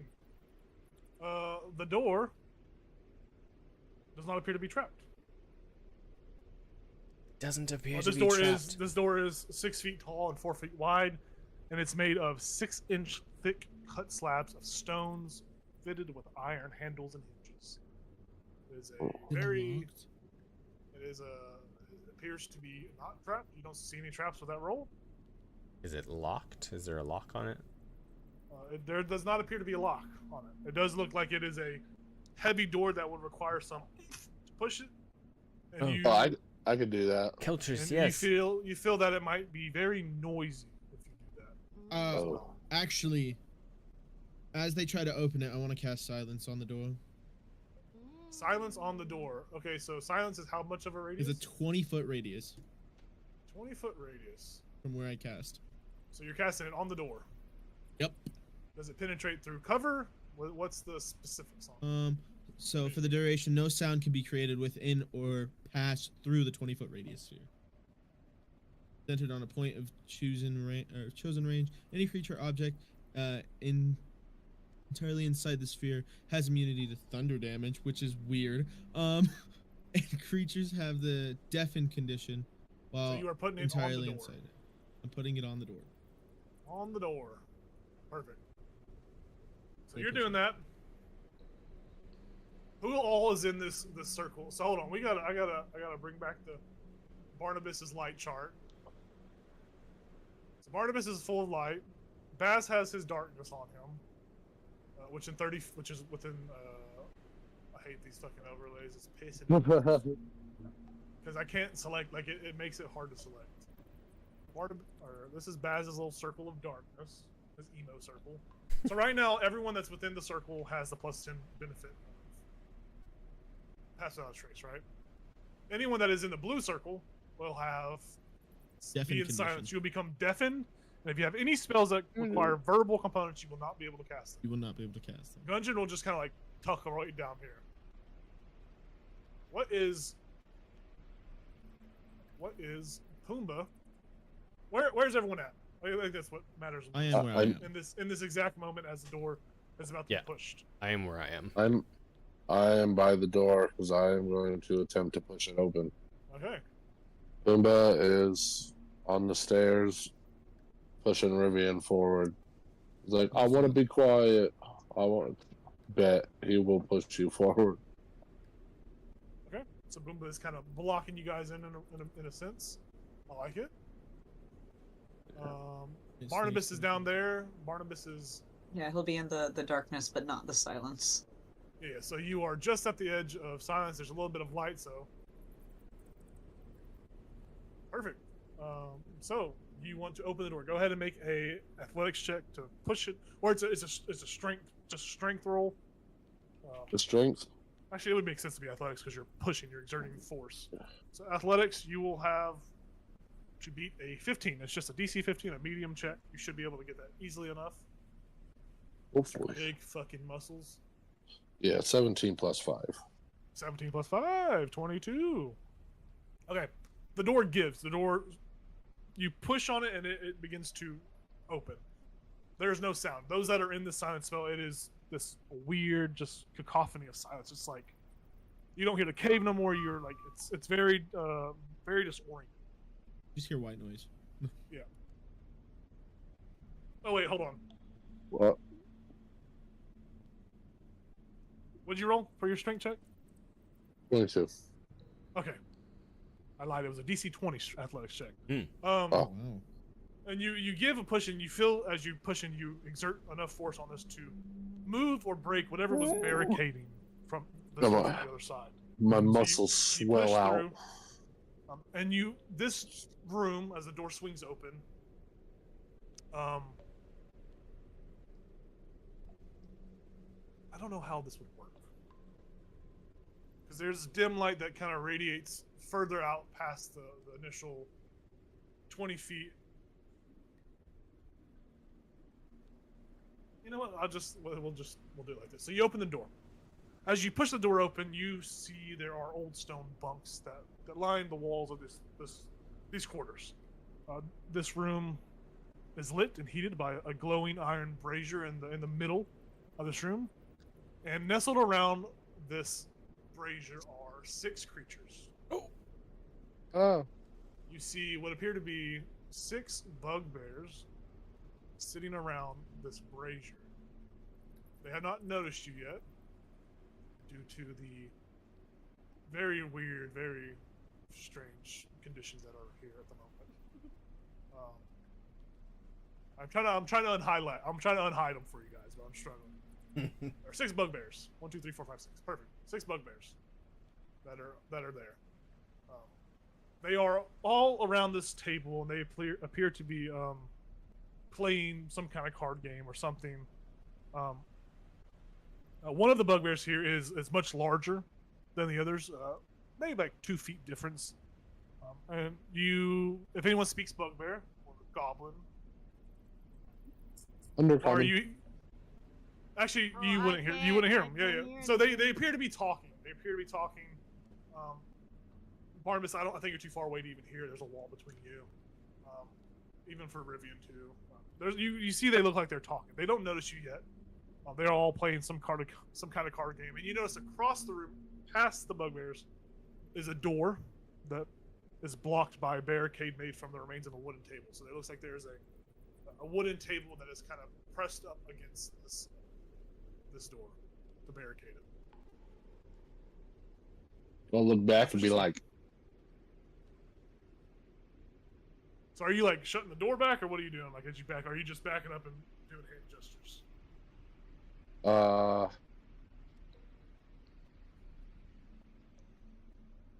Well, I don't know. I don't think I would have opened the door all the way, just enough to look in.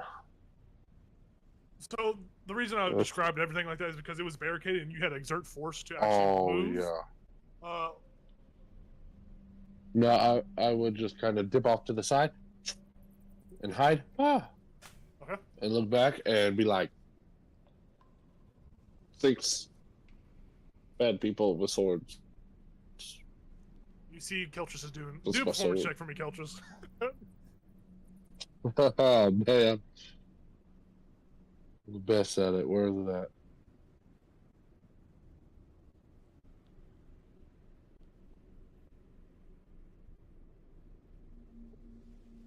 His camera went away. Oh, so did Uh-oh. Ethan's. You'll never know. They both lose internet. Plus 0. Okay. Oh, what'd you say? Oh, here we go. Oh. What'd you say? I'm gonna use that. I think I know what you're saying. Use your inspiration. Okay. Everybody has to clear. Yes. Oh, everything's cut back now. Oh, That oh. was all. There he is. My ears. Oh, everyone's back. Yeah. Hey Hey. guys. Hey, everybody. Hey guys, long time no see. Yes, All right, I what got- happened? I got a 14. Okay. I Okay. used my inspiration. I got a 14. Perfect. Oh, for your 14 performance, right? For your performance check. Yeah. So you guys see that he appears to be. Performance. He's Try able to get to across relay that that there are six bad people. Yeah, he's easily enough does it. You guys understand what he's saying. Oh. I mean, Riven, you can see. Riven, you can look in and see the enemies. I will relay it to the people out here. There's six bugbears. Puma's like, okay, cool. Not get through that door. Barnabas, I'm gonna roll. Barnabas is not gonna be able to hear. Barnabas still will not be able to hear that. I think it would try to travel through the silence spell and just like get lost in the silence. He's like in the corner. And So you're just talking to Puma. And I let the two of them know from where I'm standing? Yeah, you can do a performance check to try to communicate. We're playing a game of silence telephone. Yeah. Star, what were you saying? What were you doing? Saying, Star?